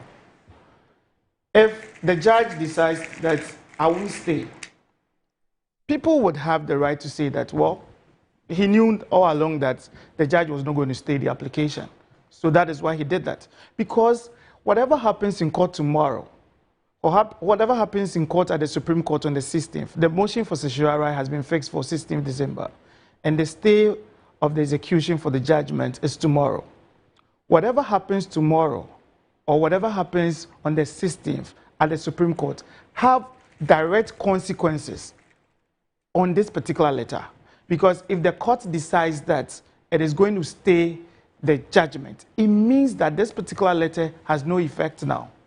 Because what you have done by this letter is to put into effect and go into execution of the judgment of the court, which can be stayed. It's a probability. So I think that for us to shield our institutions from certain remarks, we should sometimes, hasten slowly. Assuming on the 16th, the application for certiorari is heard, and the entire judgment that the Clerk of Parliament seeks to put into execution is quashed, what happens? Then you expose Parliament, a huge institution like this, to public ridicule. So that is why some of us have taken the view that I met Mr. Jecho over the weekend. He was at Wenchi to mourn with us, a good gentleman. But I believe that this is a misstep. He really did not put into consideration a lot of factors. And it is very worrying, especially for our judiciary, because these days, matters of the judiciary is all over the place. Assuming the Pandai High Court refuses the stay tomorrow, people will be that, well, the Clerk of Parliament, he knew they were going to, that's why he went ahead to write to the EC. We don't want that. Well, let me ask you this. Yes. What has always been, as a matter of principle, yes, what has been your stance on this debate? Because the debate has been going on for a very long time. Sure. But I think that because of the kind of politics that we do, we tend to sort of shift the goalposts depending on where we find ourselves. So there are two schools of thought. Sure. And you are a lawyer, so the two of you are lawyers. Yes, you're in a better position to school me or to teach me. When a stay of execution is filed, yes, merely, yes, you file it, you go to court and say stay yes, it. Yes. Does that in itself operate as a stay? Yes, it does. Let me explain to you. Pending the determination of the judge as to whether to stay it or not, yes, does it? Yes. So let me explain to you. A stay of execution comes in two forms. Okay. There is the automatic stay where 7 days after judgment or ruling, it's frozen. You cannot go into execution. Then there's one that comes by an application. So when you file an application for stay of execution pending appeal, the rule is that all proceedings relating to that particular judgment should be stayed until the final determination. And this is provided for in law. If you take CI 19, the Court of Appeal rules, I think Regulation 27.2, it states clearly, I wish I could just read it out. It states clearly that whatever happens after a court judgment, when there's a stay pending before a higher court or the same court, all proceedings to it should be stayed until the determination. The argument being made for the clerk is that he is not a party to the suit pending at the Pandai High Court. But what he's seeking to do is to execute the judgment. So he's taking a step in respect of a judgment which has been a subject of a stay application. Okay, so ordinarily, he being a lawyer, at least should have, per the dictates of Regulation 27.2 of CI 19, that is the Court of Appeal rules, should have reason out to know that, you know what, whatever happens in court tomorrow, that is it what 10th, right, has direct consequences on my actions. What will I lose if I should just wait briefly to hear the outcome of this application? Okay. Because that is my point. Because you see, if the judgment is stayed tomorrow, what happens to his letter? That's fine. So, and I don't want us to personalize it because he's not working in his personal capacity. Oh, definitely, of course. I mean, he's a good gentleman, okay. Yes. Would you say that per the legal arguments that you have just canvassed? Sure. Does that mean that Parliament has erred in law? Not necessarily, because they are also acting according to law. Okay. He has a mandate to inform the Electoral Commission when he deems or when the circumstances are such that there's a vacancy in Parliament. So he's performing his constitutional duty and rules. So there's no constitutional legal breach? There isn't. Per the decision of Parliament to inform? Yes, there isn't. There's no breach? No, there isn't. Legally, okay. He would argue that he's performing his mandate as the clerk of Parliament. Okay. And when somebody is performing his mandate, you can't fault him. But law thrives on justification. Right. You see, it's a concept in law that application and operation of law, most times, all the times, should find some form of justification. Okay, so you are obliged to do this particular thing per the provisions of law. But are you justified by the prevailing circumstances? We always ask ourselves, I mean, there's a concept in law that law in itself has a moral character.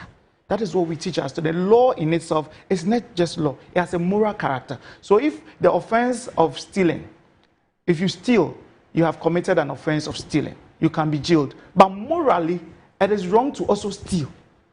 So, like incidental to legal provisions are moral consequences. So yes, he may have the right, he may be obliged by the Constitution to perform his duty, but is he justified by the prevailing circumstances in the sense that it is a possibility that the judge tomorrow, upon hearing the application for stay of execution, could stay that judgment, and the effect is that nothing can be done in respect of that judgment until the final determination of the appeal. So when the judge is able to do, or when the judge does that tomorrow, what you would have done is to give no effect to this particular letter you wrote. The challenge, and I'm going to come to you, Hamza, but the challenge with this argument that you're now positing is that, and you talk about morality. Yes, the law has a moral character, yes. But I also heard the argument you made in the past when Judge Kwesi popularly of Asin North, when there was a decision on him by the courts and his lawyers decided to file a stay of execution. And the argument that you made at the time, when I say you, not as in you, as in person, because I didn't hear your opinion on that matter. I mean, I know you're one of those people who can express your opinion regardless of whose ox is God, not as in you, but I mean the party you belong to expressed a certain legal opinion, a legal stance at the time. At the time, the stance was that, look, the fact that there is a process in court, which is to say stay the execution, in itself does not operate as a stay, as in Janyamoye, until the court hears the matter. So the consistency with the principles is what will come into question now. Do you think anybody who makes that argument today is a valid argument he's making? You see, to put it in context, Moro, okay, there are two applications. Right. I don't remember, or maybe I could recollect faintly, but there were not two applications. Here, there's one at the Supreme Court to quash the very judgment you seek to put into operation with this letter. Right. And that has been fixed for 16th December. To quash it. This whole letter is premised on the judgment of the court. But there's an application pending before the Supreme Court to quash that and nullify that judgment. What? Okay. Let me just finish this point. If of course, court is a probability. It could go this way. My point is this. You remember what I said is that we all have a duty to insulate some institutions of state from certain remarks from the public and public contempt. Assuming, we all assume sometimes, these two applications, first, the stay is upheld by the courts, and secondly, the certiorari application is also granted by the Supreme Court. What you would have exposed Parliament to is ridicule and contempt. Okay. You made your point. That is my worry. Okay, that's fine. I guess that you have made your point, and you've made it very clearly. I was like, where do you stand on this? Moro, I've listened attentively to my brother, and I was happy when you attempted to refresh his memory, especially when it comes to the unfortunate way of conducting our politics as a republic, where we only seem to be interested in interpreting the rules and laws of our land when it appears to favor our political objectives. And when it seems to be doing the opposite, we suddenly remember that indeed there are laws and rules that we must all adhere to, regardless of our political persuasion. And in principle, and as a matter of professional courtesies, I don't think that I disagree with many of the legal analysis he made. Indeed, there's some measure of difference between stay of execution and injunctions.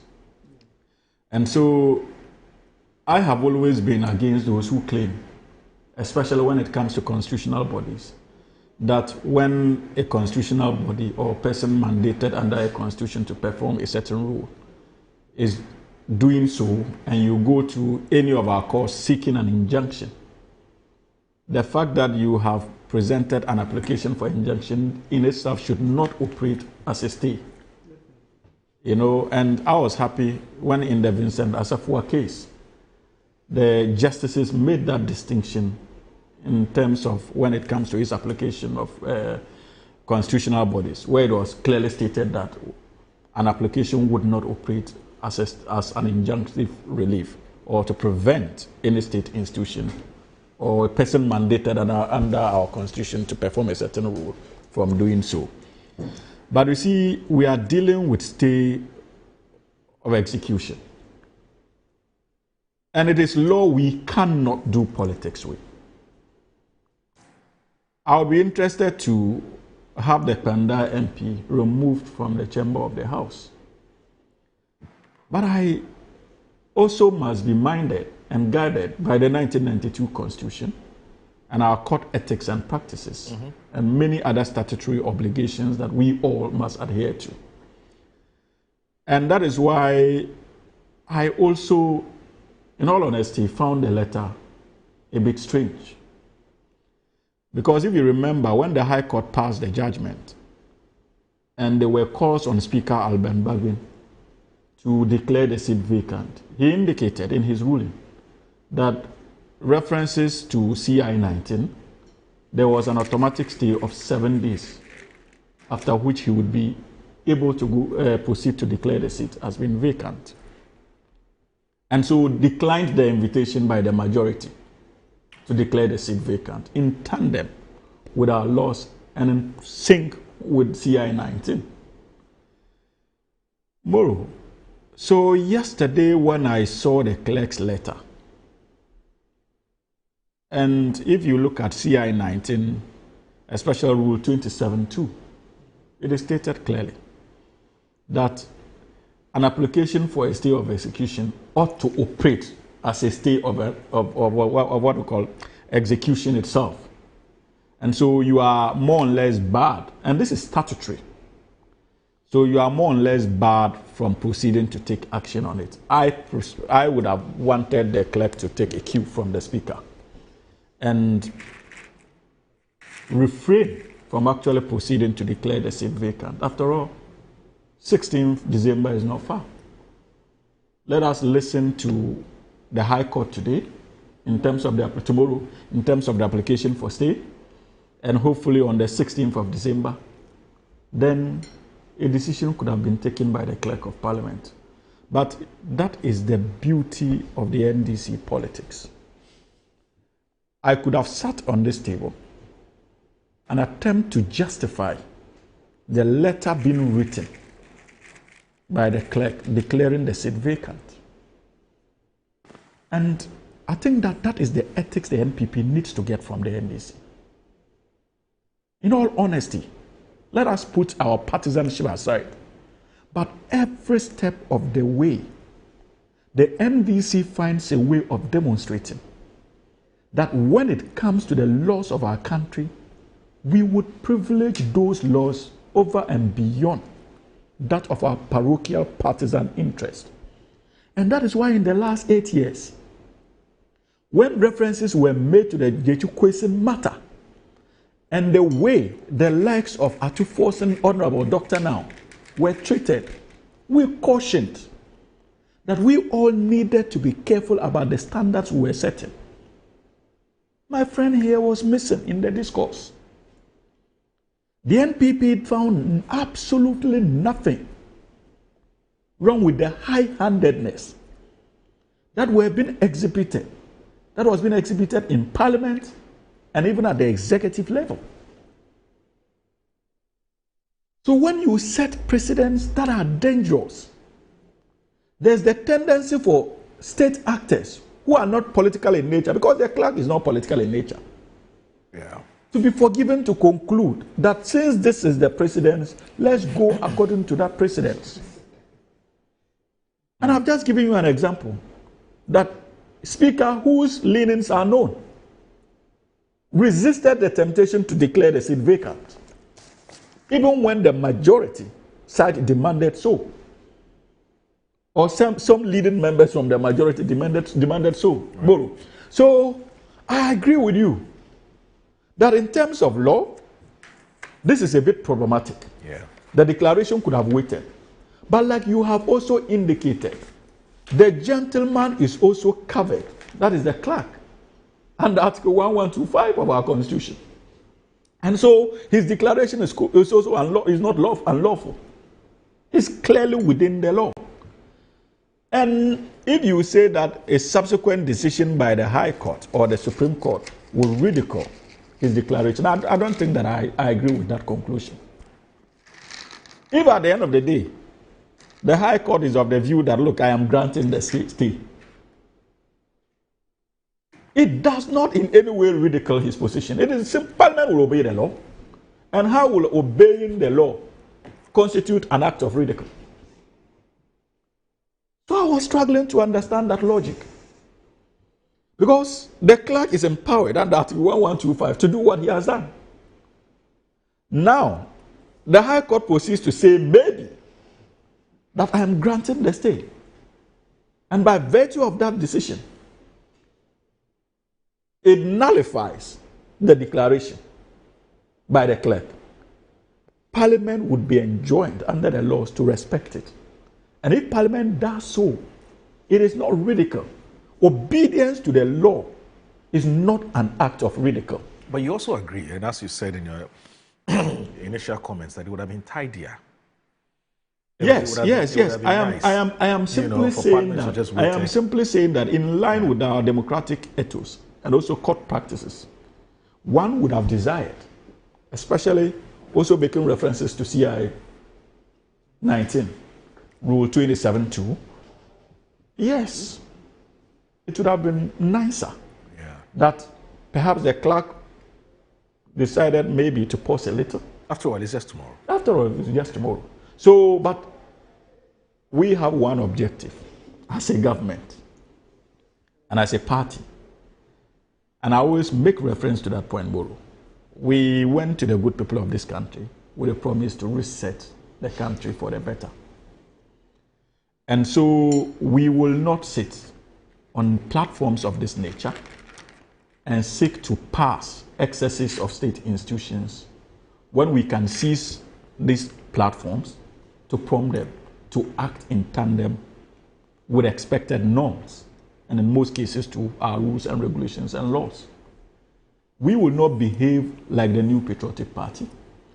After all, the standards that they were setting, clearly the Ghanaian people demonstrated in the last election that they were not comfortable with those standards, And we indicated our willingness to depart from those standards. And so state institutions must begin to take a cue from us.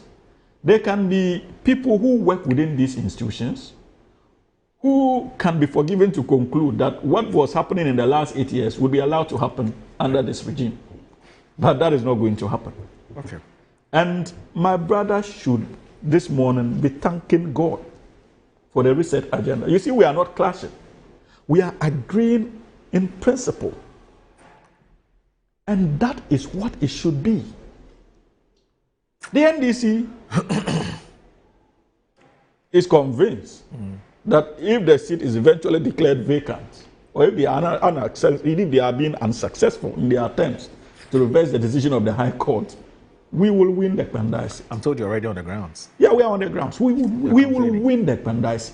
So we are not in a hurry, but we do not want to do so in a type of illegality. Right. We know the stock we are made up of. We know the character of our leader. And if you follow the politics of His Excellency John Dramani Mahama, it should be clear to all of us that this is a gentleman who adheres to the laws of this country, no matter the cost. Right. Unlike what we experienced in the last 8 years. And so, my brother, Council, I can assure you that we will not encourage state institutions to attempt to do the things that you guys did in the last 8 years. We will do our best to truly deliver a republic that can work for all of us, irrespective of our political persuasions.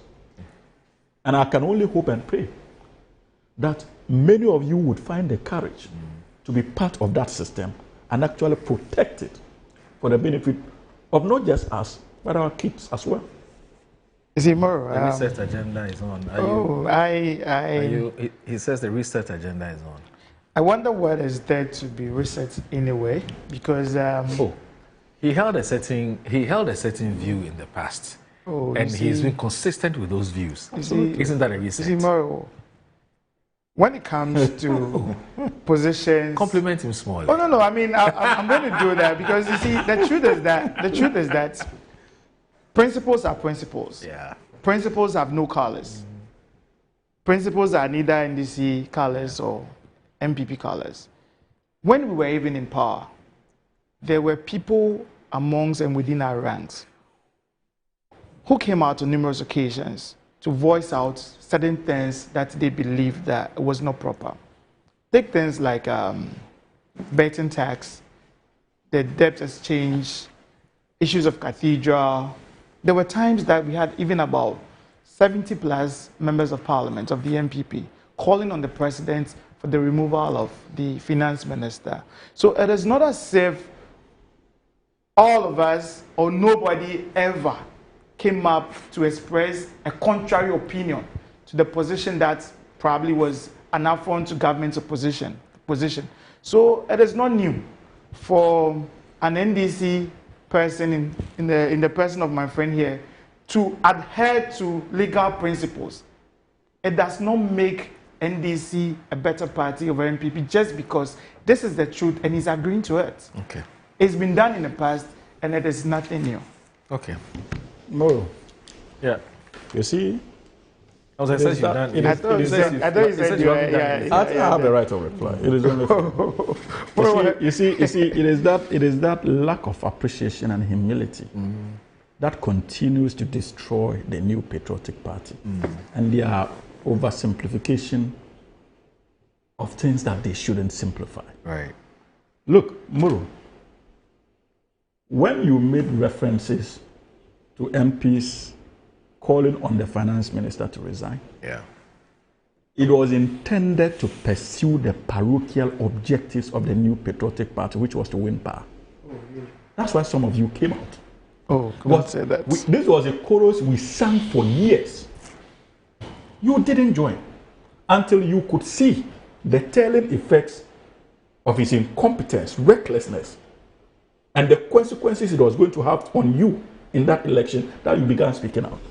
So if you look at many of the things you spoke about, These were things that you felt would brighten your electoral successes or chances. I am talking here about a by-election that the NDC knows that it will win and can actually win. It should be in my interest for the seat to be declared quickly because it will inure to the benefit of the NDC. But I have weighed that partisan interest and I have tried to reflect the character of my leader today and President of the Republic of Ghana and to take a cue from him. And I have weighed that partisan interest that will serve the NDC's interest if it is declared, like the clerk has done, as vacant, as against the national interest of conformity with our laws. And I still found the courage to indicate that this ought not to have happened. Okay. I sacrifice what we stand to gain as a party in pursuit of that larger objective. So don't tell me that your criticisms or your calls for Ken Ofori-Atta to go was nationalistic in character. No, absolutely not. It was all intended to brighten your electoral chances. Okay. And that's why I'm saying that you must have the humility to accept that the discourse and our politics is changing ever since His Excellency President Mahama got into the reins of governance again. You cannot dispute that fact. You can't. That is the reality. Okay. He is changing the way politics should be done in this country. Okay. Unless, of course, you are proud about the legacy of Nana Addo Dankwa Akufo-Addo. Am I not? Are you? Yes, I am. My goodness. Hamza, why shouldn't I be? I am surprised because you see, I can give you a litany of examples of Nana Addo's tenure, how it strengthened institutional sovereignty and integrity. No, you see, ma'am, is this we'll have that time. You have that time, because you need time, because if this man is electoral. Oh, no. Election myself. See, the point is that... the point is that... No, the point is that losing an election... You want to talk, come again, so that I can come again. Let's move on with Let's just accept that this is a different dispensation. Let's accept that this is a different dispensation. It's this same JM 2012, 2016. Let's watch out. I mean, time will tell. So I want us to look at the... Apparently the officials of the Office of the Special Prosecutor were under some threat. You know, their lives have come under some threat. And there have been times when one of them was beaten by some policemen on his way home, on his way to somewhere. And also the Special Prosecutor himself has had a number of attempted, you know, how do you call it, attempted murder or an attempted whatever on his life. Assassination, that's the word I was looking for, on his life, yes. And so the Interior Ministry has taken these revelations very seriously and has issued a statement. And today's Daily Graphic has captured the statement which has been issued by the Interior Ministry. So let's look at it. Now, Daily Graphic, sorry, not Daily Guide, Daily Graphic. So Timothy Inegbe is writing that the Ministry of the Interior has ordered a full-scale investigations into claims of assassination attempts on the Special Prosecutor Kessie Ejiabin. The ministry said its initial contacts with Mr. Ejiabin reveals that assassination attempts on him happened before this year. However, records of the assassination attempt did not exist. Okay. Now, there is no record or report of such threat against his life at any police station or at any of the state security agencies in the country. A statement released in Accra yesterday and signed by the ministry and signed by the Interior Minister, Muntaka Mohammed Mubarak, stated. He stressed that since crime did not expire, the issue must be revisited and addressed as required by law. The Interior Ministry, in a statement, said, had taken up the serious claims by the Director of Strategy Research on communication of the Office of the Special Prosecutor, Samuel Appiah Darko, on Newsfile, a television current affairs show on December 6, 2025, of an assassination attempt on Mr. Ejiabin while discharging his duties to the Republic. Now, Mr. Darko also claimed on the same program that he had been handcuffed and beaten by 17 police personnel. Yes. Now, his narrative were to support the point that the OSP faced challenges in the discharge of his duties. The Ministry of the Interior said beyond the security implications of the claim, such dangers to personnel of accountability institutions, if true, could undermine the government's efforts to combat corruption, which had intensified since it took office. The ministry has therefore taken up the matter with the seriousness it deserves, the statement adds. He said initial contacts with Mr. Jabin had revealed that the assassination attempt on him happened before this year. There is no record, there's no record or report of such threat against his life at any police station or at any of the state security agencies in the country. That the release said the minister had also ordered an investigation into the claim of Mr. Darko that he was handcuffed and beaten by 17 police personnel. Now, this is coming at a time when it appears that there are growing calls for the office to be scrapped or for the SP to be sacked. Already we know there are some petitions which has been sent to the office of the president for Mr. Kisi Ejabing to be relieved of his post or his position. Now, what do you make of this assassination attempts on Kisi Ejabing and Sammy Darko? Well, Moro, I heard him say that I think on Saturday or something. I'm sorry about this, but the latest to actually make a call for the office to be scrapped entirely or to be dissolved or disbanded, not disbanded, but to be dissolved or scrapped or abolished. That's the word I was looking for. It's the Venerable Sambo Kudjatu. Senior advocate. Yes, senior lawyer. He's a member of the Council of State, isn't he? Yeah. So, yeah. You know, assassination attempt. Yes, I was a bit taken aback because it's quite dangerous. Because for 2 assassination attempts, and I know Sammy Darko in person, and for a man of his stature to be handcuffed and be beaten by 17 police officials, that should be some torture. And I think, I'm not doubting the veracity of what he said, but I think it needs some further investigations to give us, well, probably I would say further and better particulars of it. Because, I mean, you cannot let people who have sort of volunteered and dedicated their lives to fight corruption go through such ordeal. So I support the calls by the Ministry of Interior to have some further investigations done in that respect. Having said that, I think that I will not join the calls, numerous of them, to have the office abolished. I think what we've all been faced with is issues with the persons that have over the period manned the office. It hasn't been the work of the office of the special prosecutor itself all the time. It has been the persons who have manned these offices as the special prosecutors. It started with the Venerable Mr. Martin Abidu. His problem was logistics. He complained. Then he made some serious allegations against the government of the day. Always topical issues involving his person, his personality, and some things he had said. He left the office, and in comes in Mr. Jabin. It looks like it's following the same path. It's been issues of their personality and traits or attributes of their personality.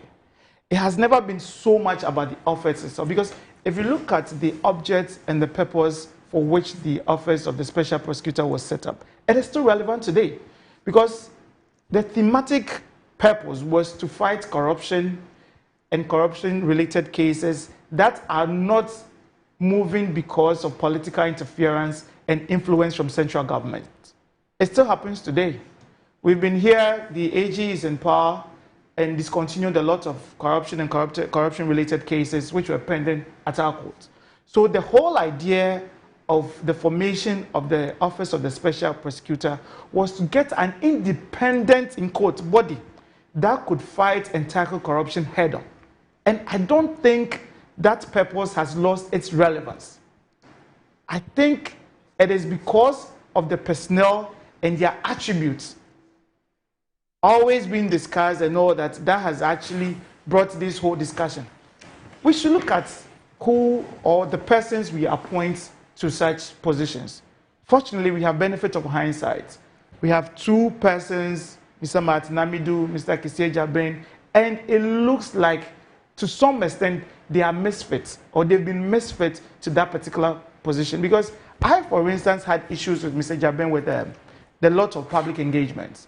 Because when you expose and open yourself to journalists to ask questions, no matter who you are, you may not have been prepared for all the questions. So it opens you up to certain aspects that probably you never anticipated. Well, the justification has been that they should do public engagement and inform public about their work, but they have a very good website. You visit it and you get very detailed information. So for me, some of his outbets, I'm taking Mr. Jaben, there was a point he said that he's Uncle Nam, nobody's helping him, he goes to court, he works so hard, and the court throws out his cases and all that. I believe that those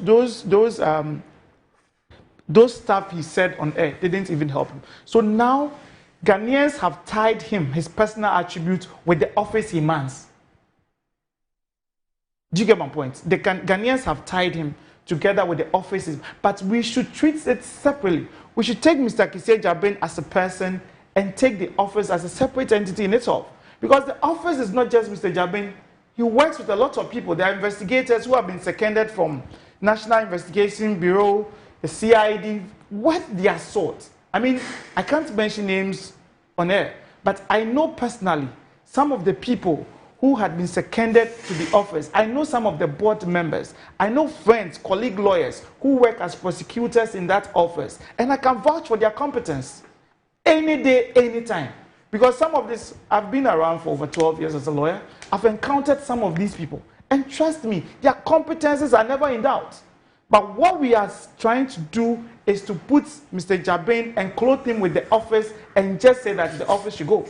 I am of the view that the office of the special prosecutor is still relevant today.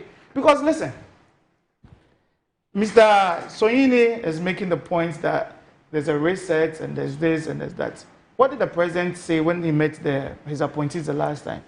He says, woe betides anybody who brings up the first corruption case or something like that. So the president has evinced and expressed interest and desire to fight corruption. And the office of the special prosecutor should be one of the offices to be used for this. Because the president says nobody should come out with corruption. Okay. So if the office is there and it could be that independent and be insulated from all these things, I think it will be a better way to fight corruption. Okay. The point is that the office should stay, but if we believe that the persons or the personnel we have over the years appointed to serve in the capacity of special prosecutors have not lived up to their expectation, we should not let the office go down because of their performances. Okay. That is my position. Hamza, let me bring you in, but before I do, let me read something from Clara Kolaga Kasati. I'm sure you know her. She's a law lecturer, also a private legal practitioner. But before I read this, let me just do this. I need to take a short break. This is Good Morning Ghana. Please stay with us. Don't go anywhere.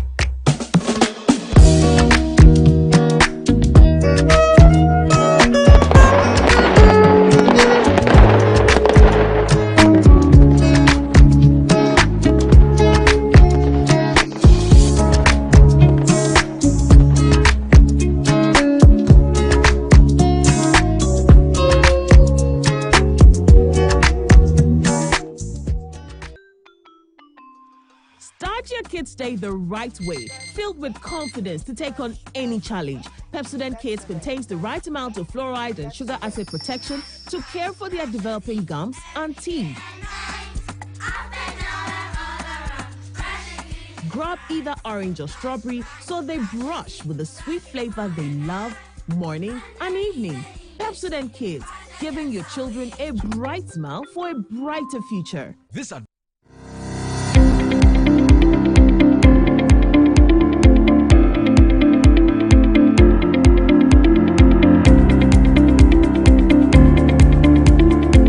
Ebusiafo ye mama kwaba eba Children's Palace. Nkwala nyema nyina fie enye.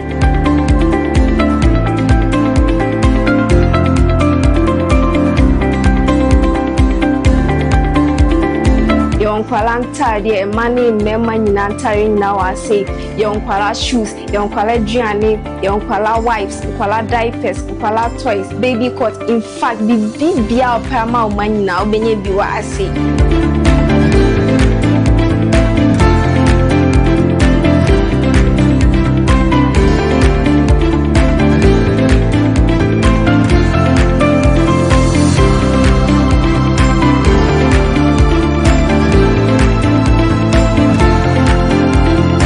Located at East Legon Hills, Nana Chrome KFC. Contact us on 059 6377 172. Children's Palace. Happy children, happy fashion. See you soon. Bye bye.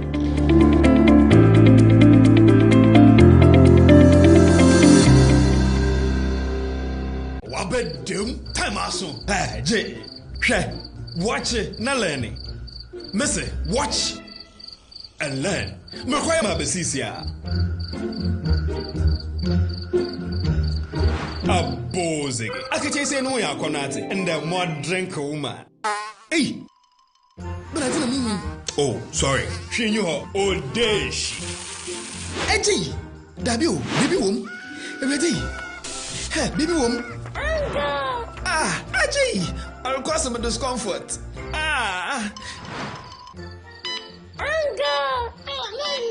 Sorry, well, uncle, where would the dad? Why your funeral? Say a sorry insecticide GB at a user. For pharmacy in a shop biamu. Na mum say a pharmacy supermarket and a shop ra. Na repedudu to a kotonwa. On for Royal Dutch and our Aerofield Trading. FE spray with Daimwa. The biggest cultural explosion of the year is here. The Afro-Brazil-Ghana Festival 2025. December 12th and 13th at the Kwame Nkrumah Memorial Park and Mausoleum. It's coming alive with 2 unforgettable days of culture, food, fashion, and music. Enjoy electrifying performances from Fancy Gadam, Adam, Go Get 'Em Episode, Wiyala, Amanziba, Big Twins African Music, and Dance Ensemble. Simon from Burkina Faso. And representing Brazil, a lead crew. This historic festival is organized by Big Twins African Music and Dance Ensemble in collaboration with the Embassy of the Federated Republic of Brazil in Accra, supported by Ministry of Tourism, Culture and Creative Arts, Ghana Tourism Authority.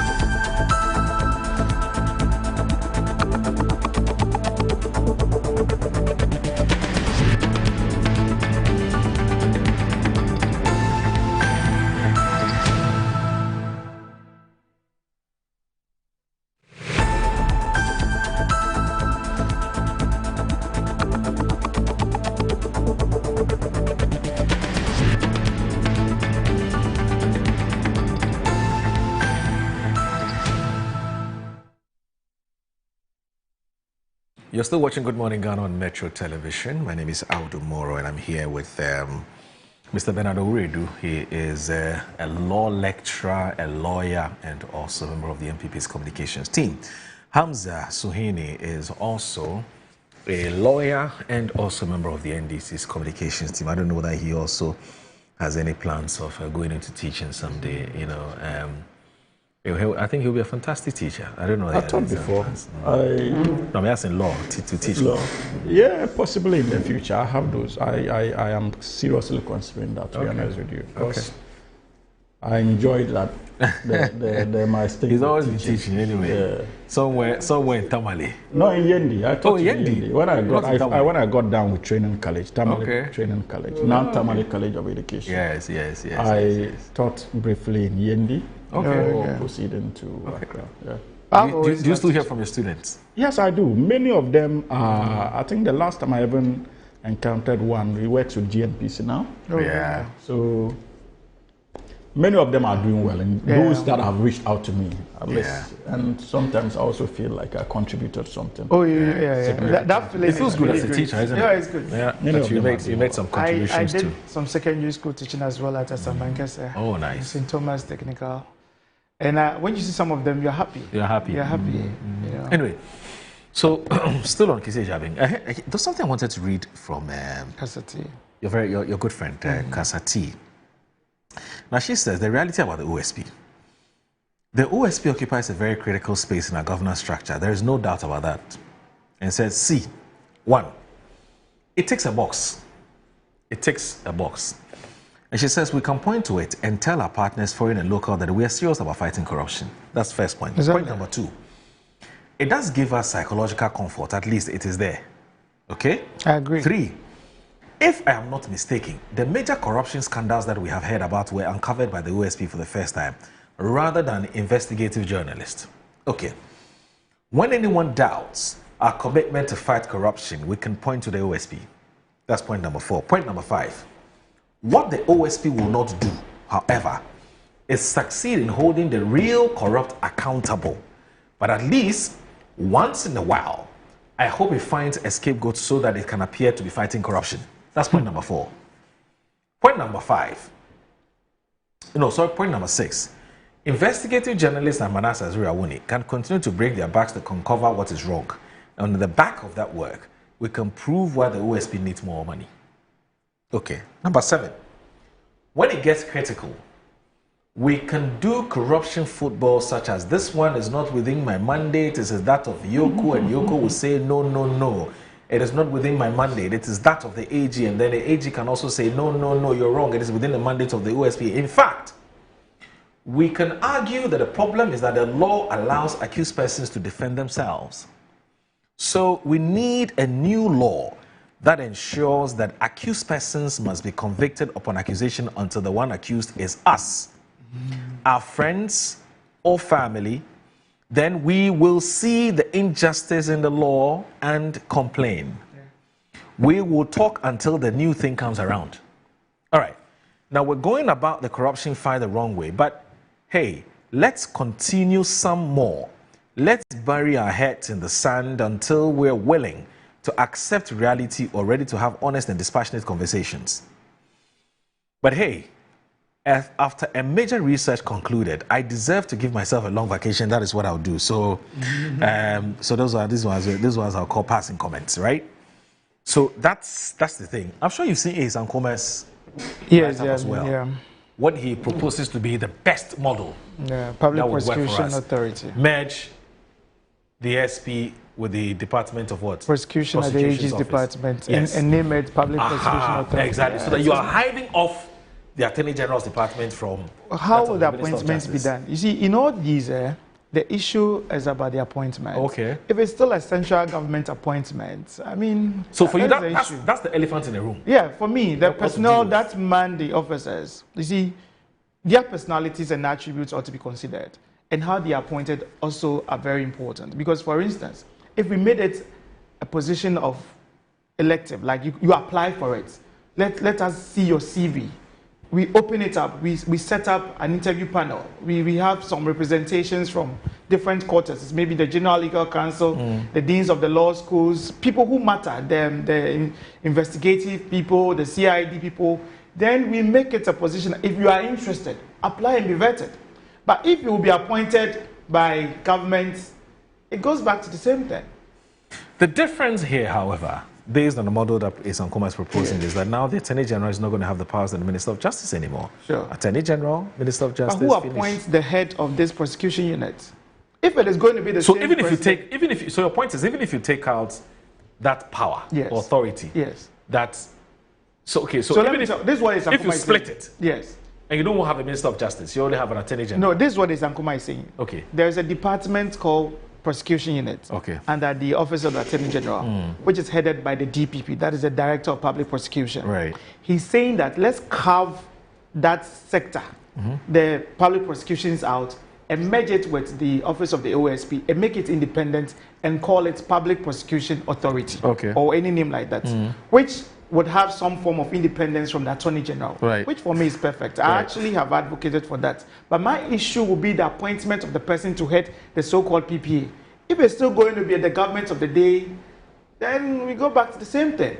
So if you are really genuine and deliberate about fighting corruption, his model is good. But how the head is appointed should be something we should look at again. We should not leave it for central government. So I am proposing that we should make it open. We bring the criteria. If my brother here sees the ads and believes that he's competent enough, he goes through the vetting processes, and we should select great people from different courtesses. I have proposed that there should be at least a rep from the General Legal Council, there should be a rep from the Ministry of Interior, reps, about 20 solid people. They grill people through these positions. Then we give it to them. So they know that they have earned it. It's not because they know somebody and somebody knew somebody and somebody spoke to somebody. That is what I subscribe. So the mechanism for appointment is where we seem to have a problem. It's an issue. Hamza, please, I'll bring you in. As for this one, he started some advocacy. He started when was this? Since last weekend? Yeah, to get the OSP out. Oh, no, dear, is it a thing for go? It is, of course. Really? It is interesting listening to my brother, Bernard. You see, I think that it must be tiring to you guys. To do it. Especially anytime we meet on such platforms, we are left discussing the effects of your interventions that you were cautioned against, from the economy to Article 146. Now that is dealing with the Chief Justice's electoral commissioners, and now to the Office of the Special Prosecutor. Moro, have you paid attention to that bit? The topical issues since this government came into office has centered around the drifting positions by the MPP, influenced by very interventions they introduced. Today we are talking about special prosecutor, as to whether or not it should be allowed to exist on our books. The debate, in a way, is being championed by them. The likes of Ace and Kuma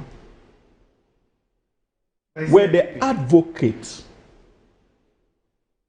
in opposition behind the establishment of that office. So are they now trying to tell us that they missed the opportunity to design it in a way that would have been serviceable to the Republic of Ghana? Why the sudden calls for reform or change in stature? We need to know. If it is that, okay, it's been 5-6 years now, it is only proper that we take stock, fair enough. But many of these things they are talking about, the NDC spoke about it. Indeed, at a point, there were discussions to even decouple the Minister of Justice from the Attorney General's department, if you remember more. Yeah. These were the discussions we happened at a point. But Nana Addo Dankwa Akufo-Addo and the MPP said, no. We needed, sorry, no, Charlie, sorry, I think I'm beginning to have a... Nana Addo Dankwa Akufo-Addo and the MPP said, no. We needed an independent special prosecutor. And Moro, you need to appreciate the discussion around the Office of Special Prosecutor. And understand that it is a very difficult subject for political players to engage in. Because if you are not careful, you'll be seen as a person against the fight, the national desire to curtail corruption or control corruption. If you are calling for the removal of the OSP himself, or if you like, the doing away of the office as it is established. But I will never be cowed into submission, especially when it comes to the relevance of that office and the occupant of that office. But you had Clara's opinion. He said existence it's alone has a certain psychological advantage. I don't disagree with that. Okay. In principle, I don't. But that psychological satisfaction could still be achieved in another way. How? And I'll get there. Okay. First of all, the spokesperson of the OSP says that he was attacked by 17 policemen. Yes. Handcuffed and beaten by 17 policemen. Beaten, and he was able to count 17 in the state of being beaten. You doubt him? Moro, you see, that is why from day one I have been consistent that the issues we are discussing are twofold. The credibility and integrity of the Special Prosecutor's Office and its office holders, and the relevance of that particular office. There are so many things happening that we are taking for granted. Look, this is a special prosecutor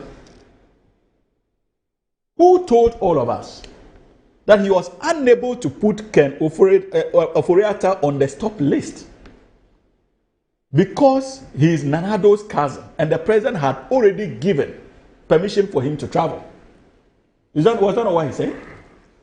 Yet, your act says you should be independent.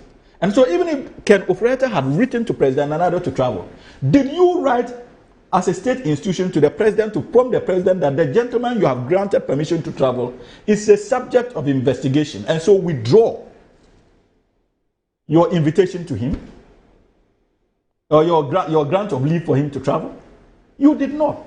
But when we raise issues of accountability, you seek to hide under the cloud that indeed the president interfered because he was the president's cousin. Well, of course, we all know the relationship between President Nana Addo and Ken Ofori-Atta. But we will not allow you to use that as a cover-up for either your complicity or incompetence. And yet, when these cases, and observe him, anytime many of these issues are being raised, he finds a way of throwing us a bait. So we end up focusing on that rather than discussing the nitty-gritties of accountability in relation to that office and relevance of that office. Again, when the Deputy Attorney General raised questions about the issue of docket on the extradition of Ken Ofori-Atta or proposed extradition of Ken Ofori-Atta, the OSP told all of us that the docket had not been completed and it was the reason why he had not forwarded same to the Deputy Attorney General or the Attorney General's office. Yet still, even without the completion of the docket, you officially wrote to the Chief of Staff of the Republic of Ghana, informing him that you needed assistance to help in bringing Ken Ofori-Atta back to the country. So on what basis did you make that request for government intervention to bring him? When you were not done with your docket, that could inform such an extradition. And when we started questioning many of these things, what did he do? Wole woke up one morning and told that SML report was out in a matter of 2-3 days to deflect attention again and got all of us hooked onto the SML matter. Then Senior Counsel Martin Kpebu raises issues of accountability and credibility in relation to the special prosecutor.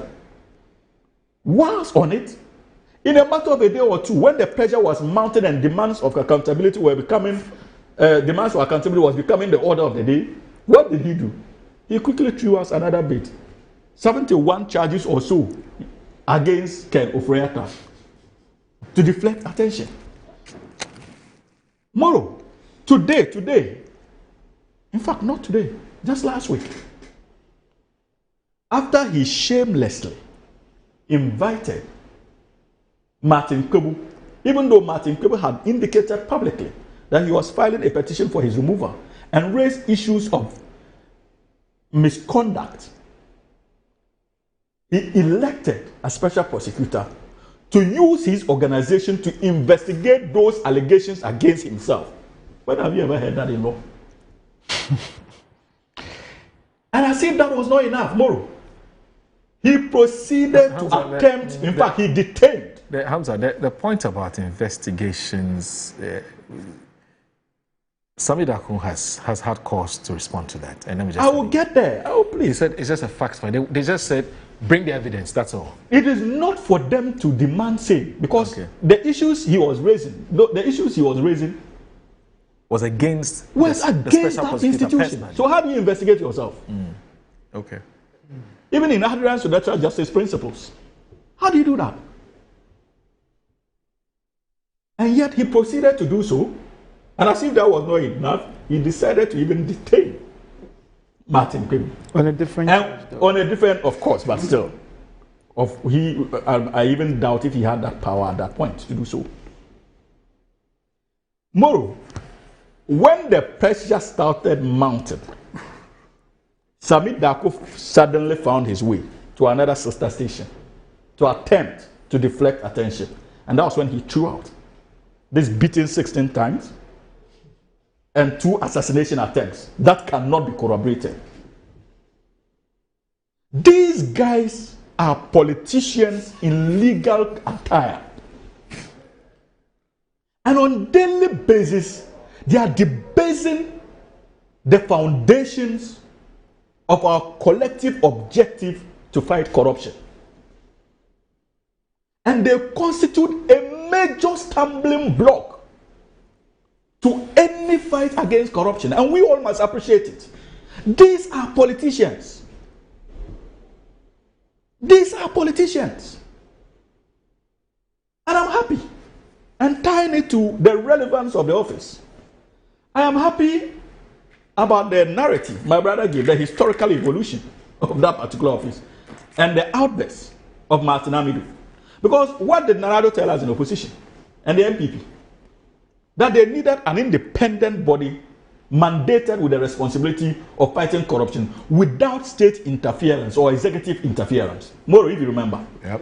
And that the Attorney General's office was not fit for purpose. Immediately they came into office and he established the office. The first special prosecutor, Senior Comrade Martin Alamisi Hamidu, indicated publicly that indeed His Excellency the President himself attempted to interfere with his independence, and based on which he proceeded to resign his position as special prosecutor.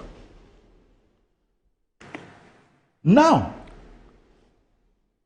this gentleman, Kisi Ajebe, is also telling us that other state institutions are not cooperating, and that even the president at the time interfered with his ongoing investigations against Ken Ofri-Atta, also indirectly indicating to us that the office is not truly independent.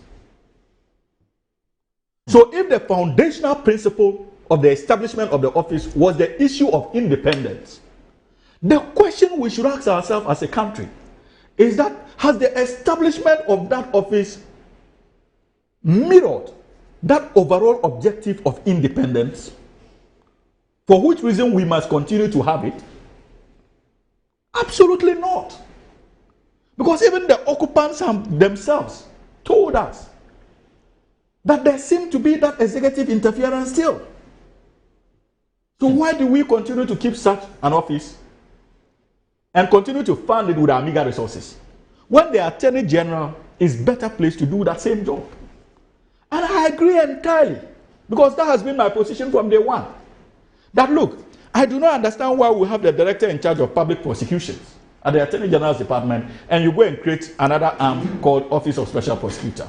We can find a way of bringing the Special Prosecutor's Office under that unit and even assign directorship to the person who will be in charge of corruption-related cases.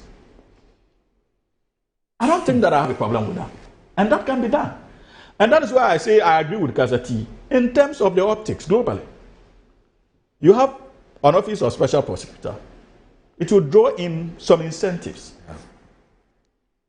Seeks to give it some credibility. So I can understand the hesitation, even on the part of certain leaders now, in terms of the cause that, look, let's take it out. Many of them are not comfortable. I can appreciate. Again, there's the political wing of it more. Not every president, because it has become an albatross on our necks. If you are a sitting president and you attempt to abolish that office, you are likely to be tagged as a stumbling block to the fight against corruption. So that is why I said that it is an albatross. But in principle, this is not an office we should have in the form that we have it. We still could have gone about it in another way that is acceptable and clearly living up to expectation than what we have created. I disagree with my brother when he says that the issue has to do with appointment. It's not just appointment alone of the special prosecutor.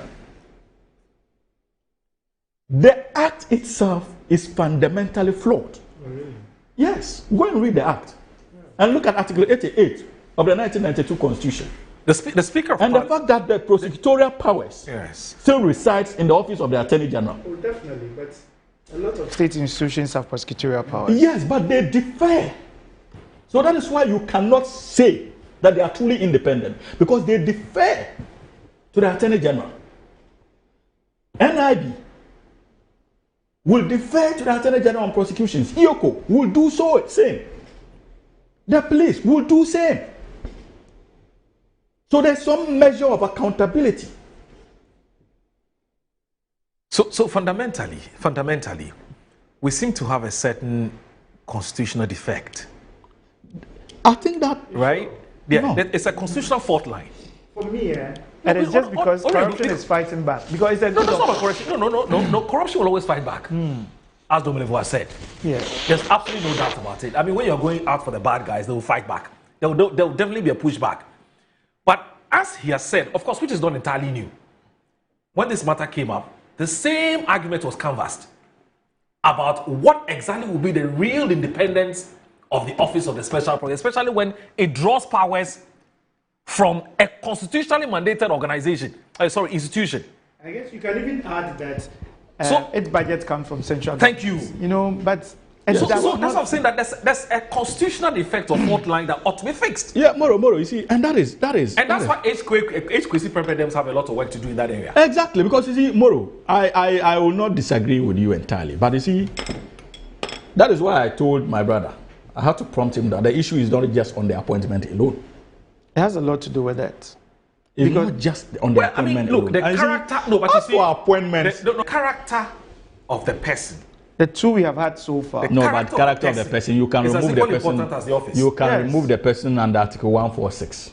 Yes, and bring a new person. Yes. So yes, the character of a person is, but the law makes provision for that when it comes to the character. Even Martin Kpebu himself, in his interview, I mean, he has issues with the OSP and all that, but he dropped some names. So it shows you that there's a certain level of expectation as to who mans such an office. Right. Yeah. See, but you see, that is why I'm saying that it's not just an issue of appointment. We have had instances.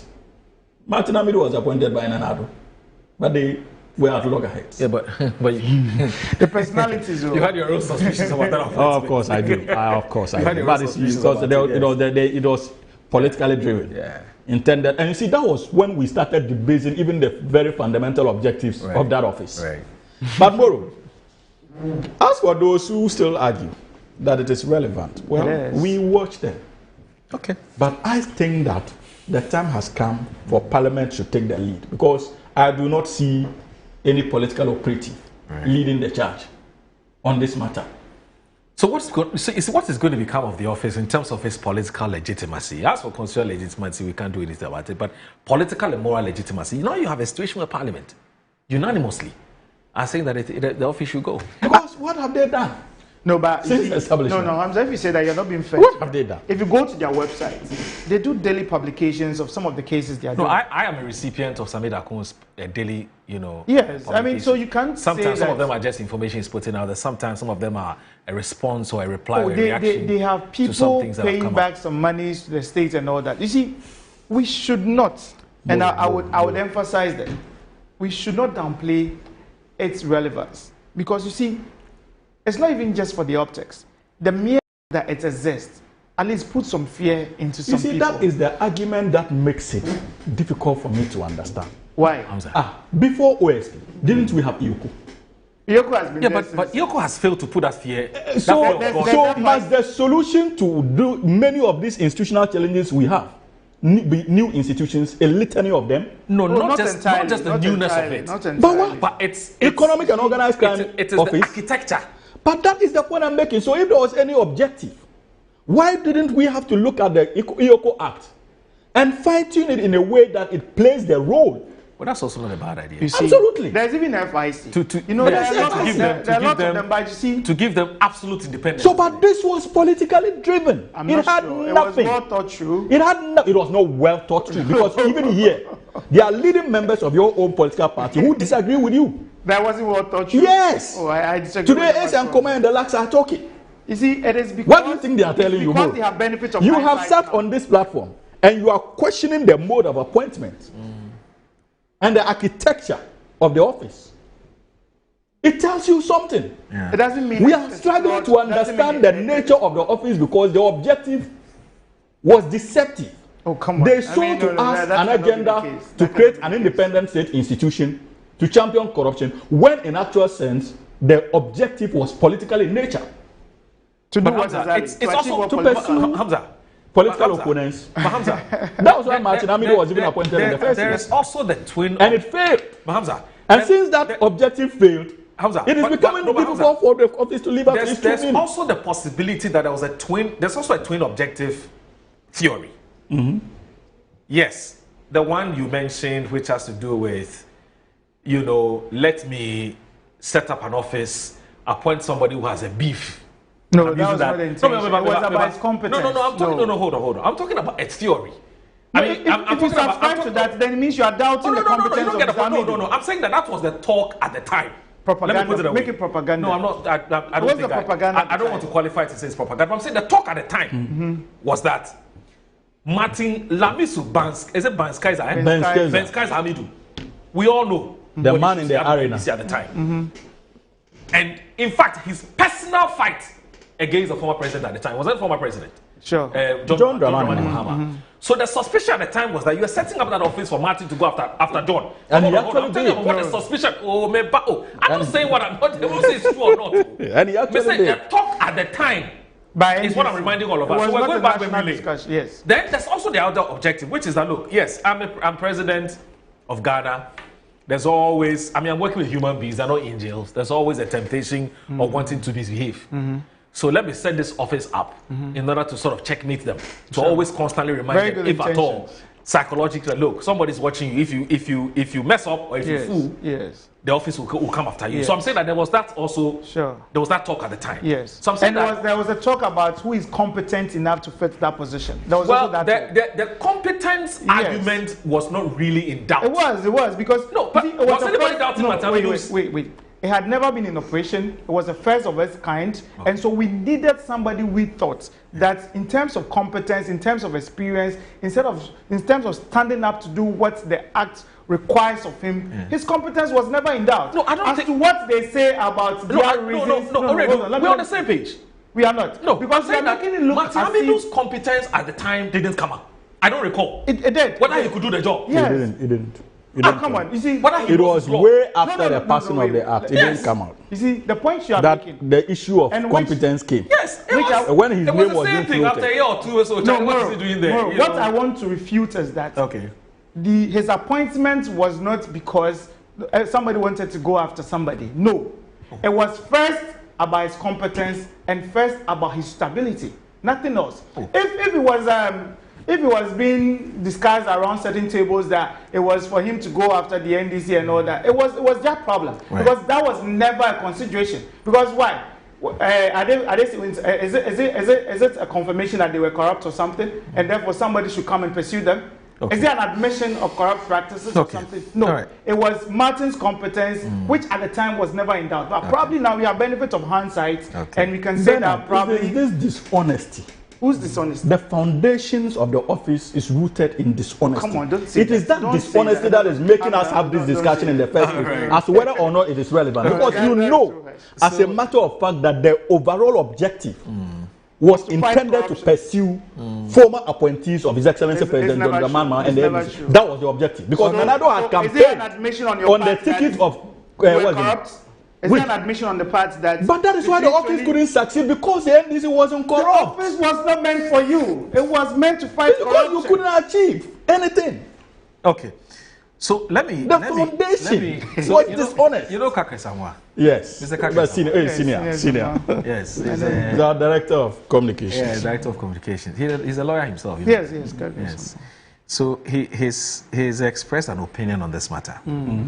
It's an interesting one. So Kakra says that whether a person is elected or appointed makes no difference in the performance of the duty. And I think it's a response it does. Though there's a response to the argument you made, you know. I to some extent I see some legitimacy in that argument. But let us see. Now it says because duties are generally very well defined. election in itself does not ensure against bad performance. Okay. Now, what is critical over and above the competences of the office holder is their character. Exactly. The attributes. Okay. Now, without good character, catalyzing the acknowledged competences, you will not get the returns expected for the appointment or election. And it goes ahead to say that this is the reason why ordinary citizens must always weigh very, very carefully who they elect into the ultimate office, because that's true. His or her character will drive all their judgments. Oh yeah, it's right? very normal. From appointing other subordinate officials to executing his or her mandate. Yeah, sure. I mean, this is a fantastic. No, you see, where I disagree with him. Mr. Kakrisama, good morning. No, where I disagree with him is that appointment to that position vis-a-vis election. Yeah. I mean, the elections weigh heavily over the appointment, because you see, you may have gone through. Kisi was just appointed by the government of the day. It was not transparent. Nobody knew and all that, because. Oh, really? So it was not a transparent. Hold on. I'm happy about these confessions, Ben. No, hold on. His appointment was not one that was for the public. It was not disclosed to everybody as to the reasons for his appointment. Right. That is a transparent bit. But if we make it an elective position, whoever has applied will have benefit of taking his CV, addressing it, looking and critiquing it. No, that is more transparent. But that helps because that will still not be elective. It will still be selective, except that the process is different. No, wait. You would decide to apply, then you be selected. So you may have the intentions. It is not somebody suggesting that I think you are capable. No, I get it. No, because you use the word elected. Okay, that's why, so you would decide that these positions have been advertised. These are the criteria. I am a proper fit for it. Yeah. How are you proper fit? By your CV, by your attributes. Then it is transparent enough for all of us to assess it as, Moro, yes. Sweeney, yes. But if it happens that a central government just appointed without recourse to the general public, then that is more problematic, because the umbilical cord of the appointee will definitely be tied to the appointer.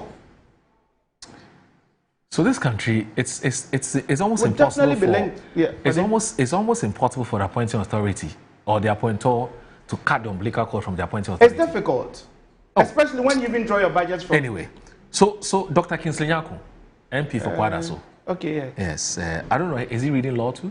I don't know. He's an educationist. I don't know about his law side. But anyway, he says that I think we should be fair to ourselves and the country. We must not play to the gallery, but on the side of fairness and what benefits the country. The NDC supported the OSP when he was hounding Cecilia Dapa and Ken Oforiatta. They were cool with that.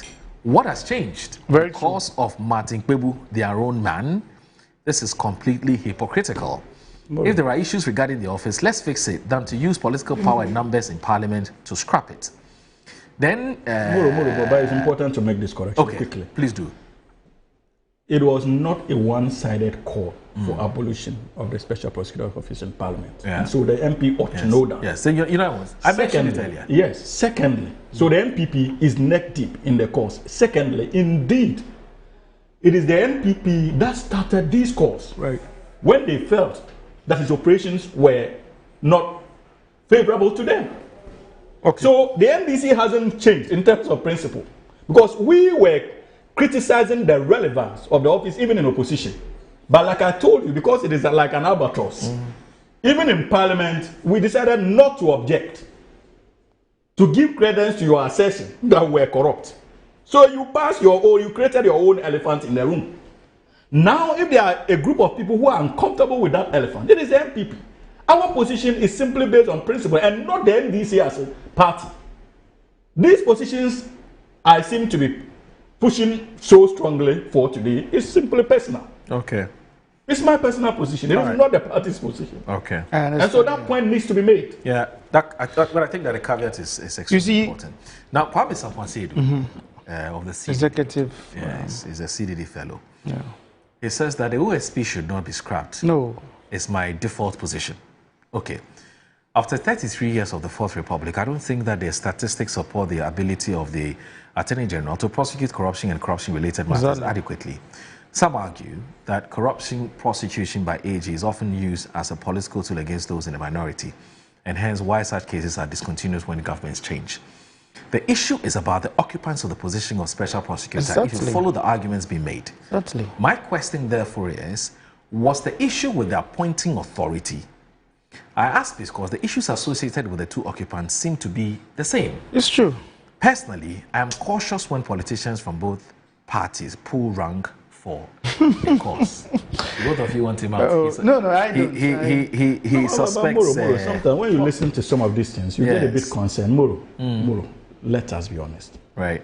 You are trying to tell me that the government of the day, either under Nanado, NPP, or John Mahama NDC, cannot actually still use this SP to pursue a political objective?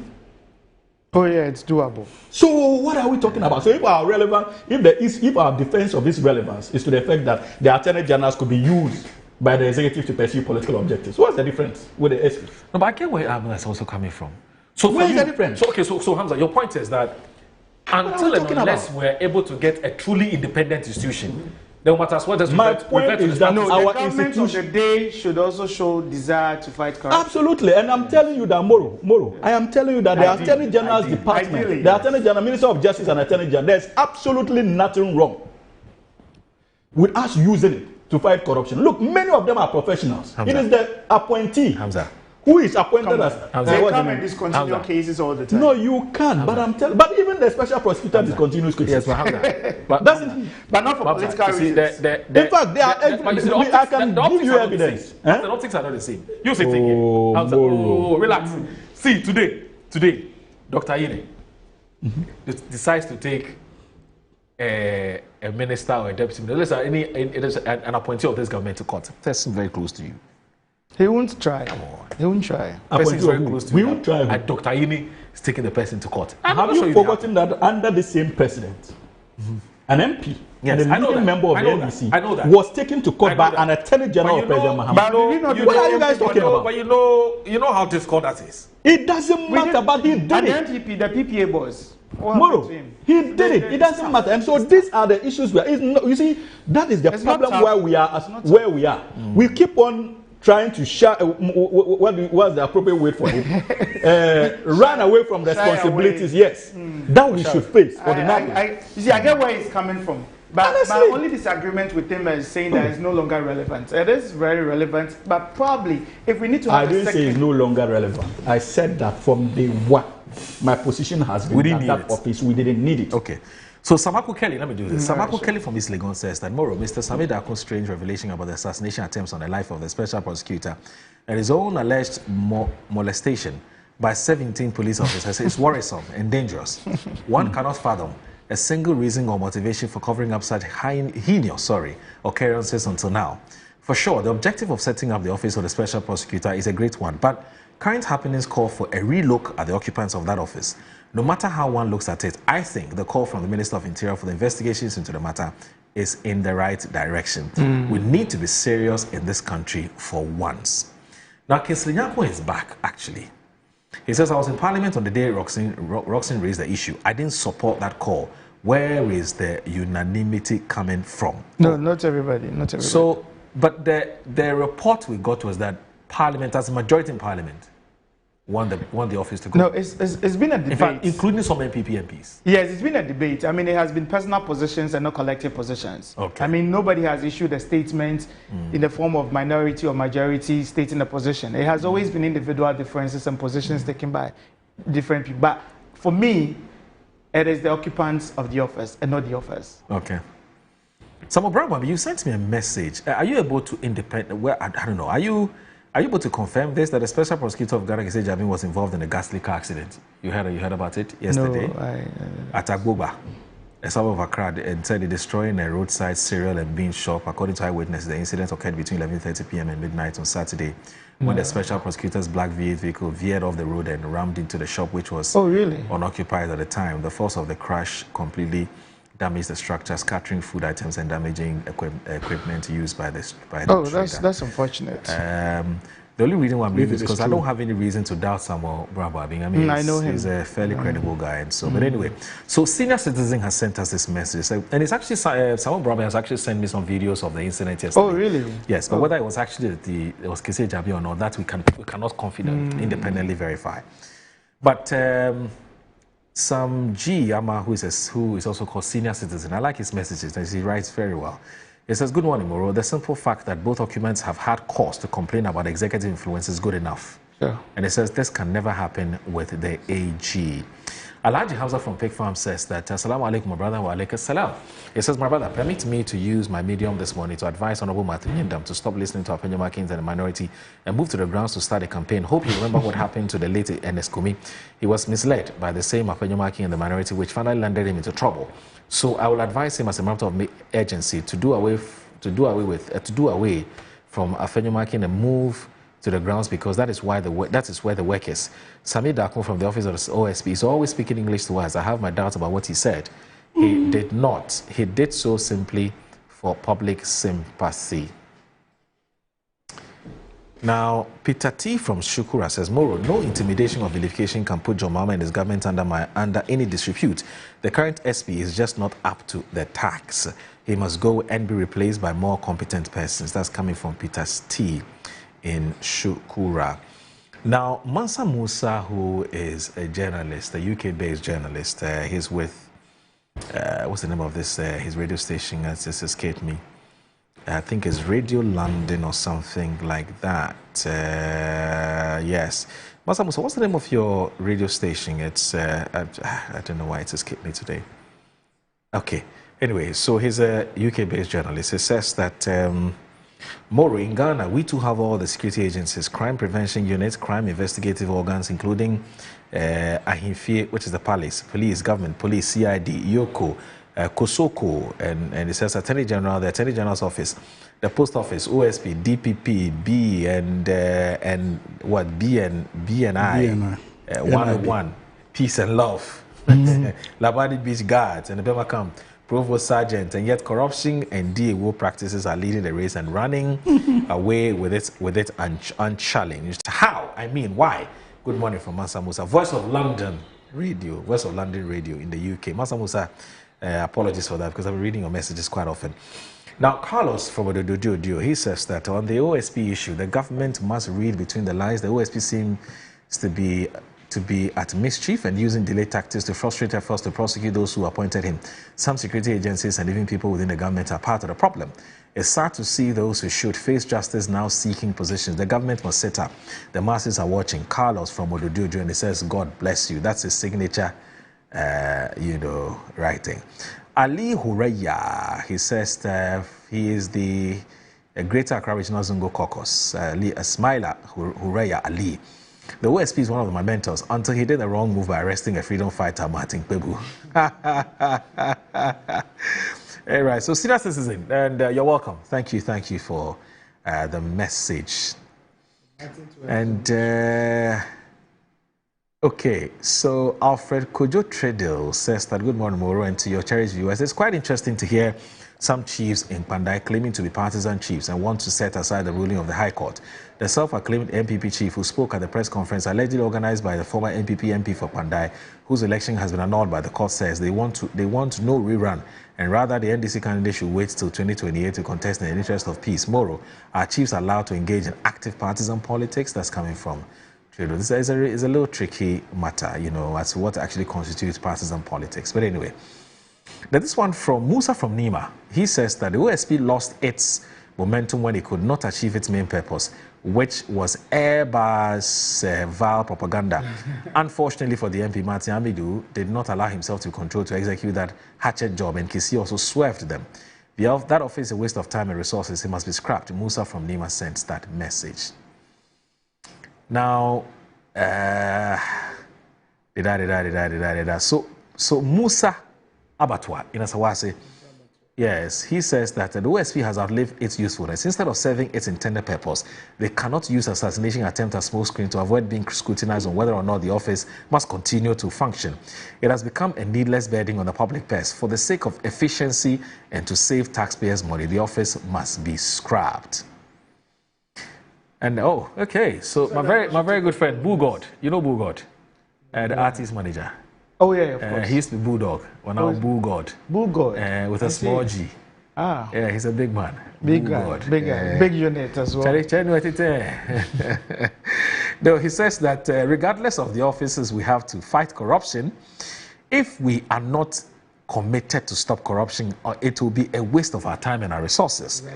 We need to adopt the Chinese model. People must be shot in the head. Hey, God. When found guilty.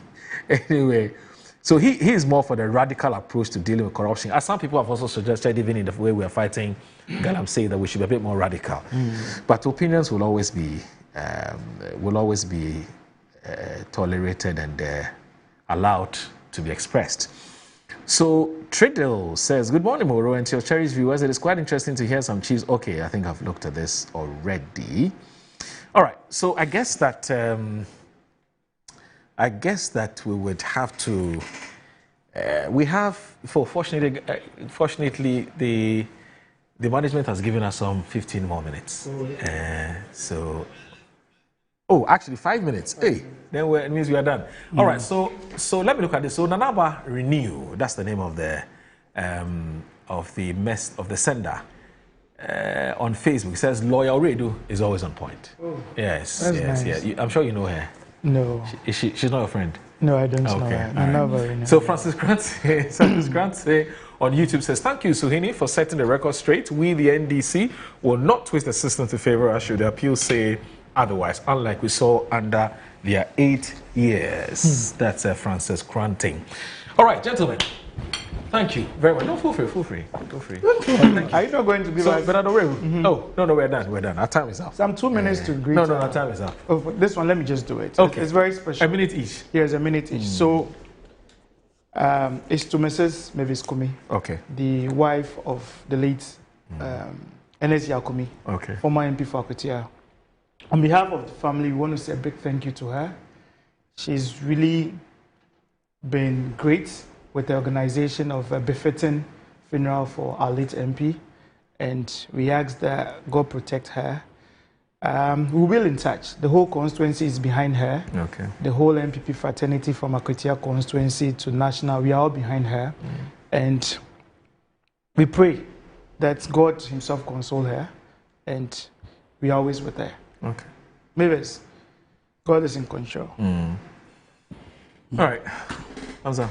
Well, nothing useful to add, except to also express my condolences to the family of the late MP, and of course to our minister responsible for youth, George Opariado Pablo. He also lost his mom. I think the funeral the weekend was held over the weekend too in Eastern region. So may God Almighty continue to strengthen him and his siblings, and many more people who in one way or the other have lost loved ones. And of course, my regards to a government that is working on a daily basis to confront the challenges of the Ghanaian people. 9%. And I pray and hope that we do not miss that focus.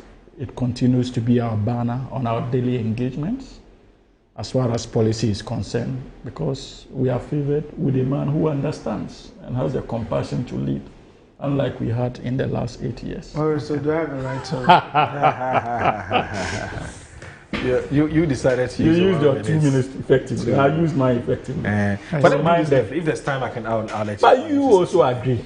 So let me do this. Now Dr. Kingsley Nyako and his, it's a difficult one. Yeah, the Kwadas MP. It's a very difficult one, but it's also important that we remember her. I'm talking about his wife. Oh, a year ago. Yeah, she passed some 10 years ago. And, 10 years. Yes. And today, I believe, marks exactly 10 years since she passed.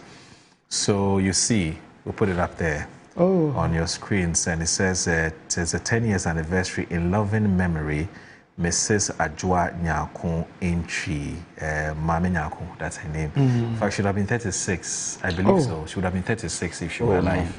So she was that young when she was 26, yes. So may her soul continue to rest in peace. And also to you, Doctor. Our condolences, Doc. Dr. Kingsley Nyako, please take heart. Take heart. He hasn't been here in a while. That'll be hard.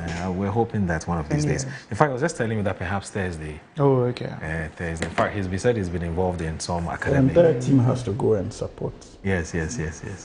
We'll do that. We can.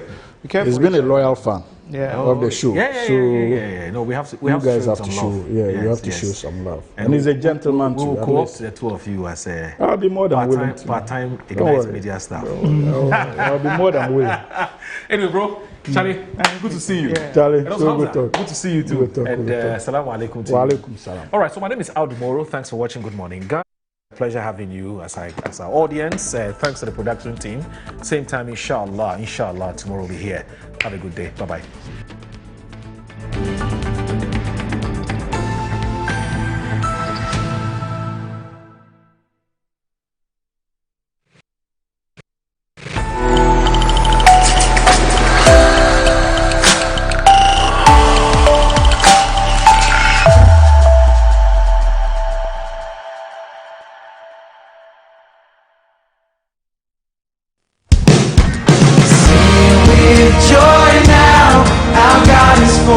If God is for us, who can be against us?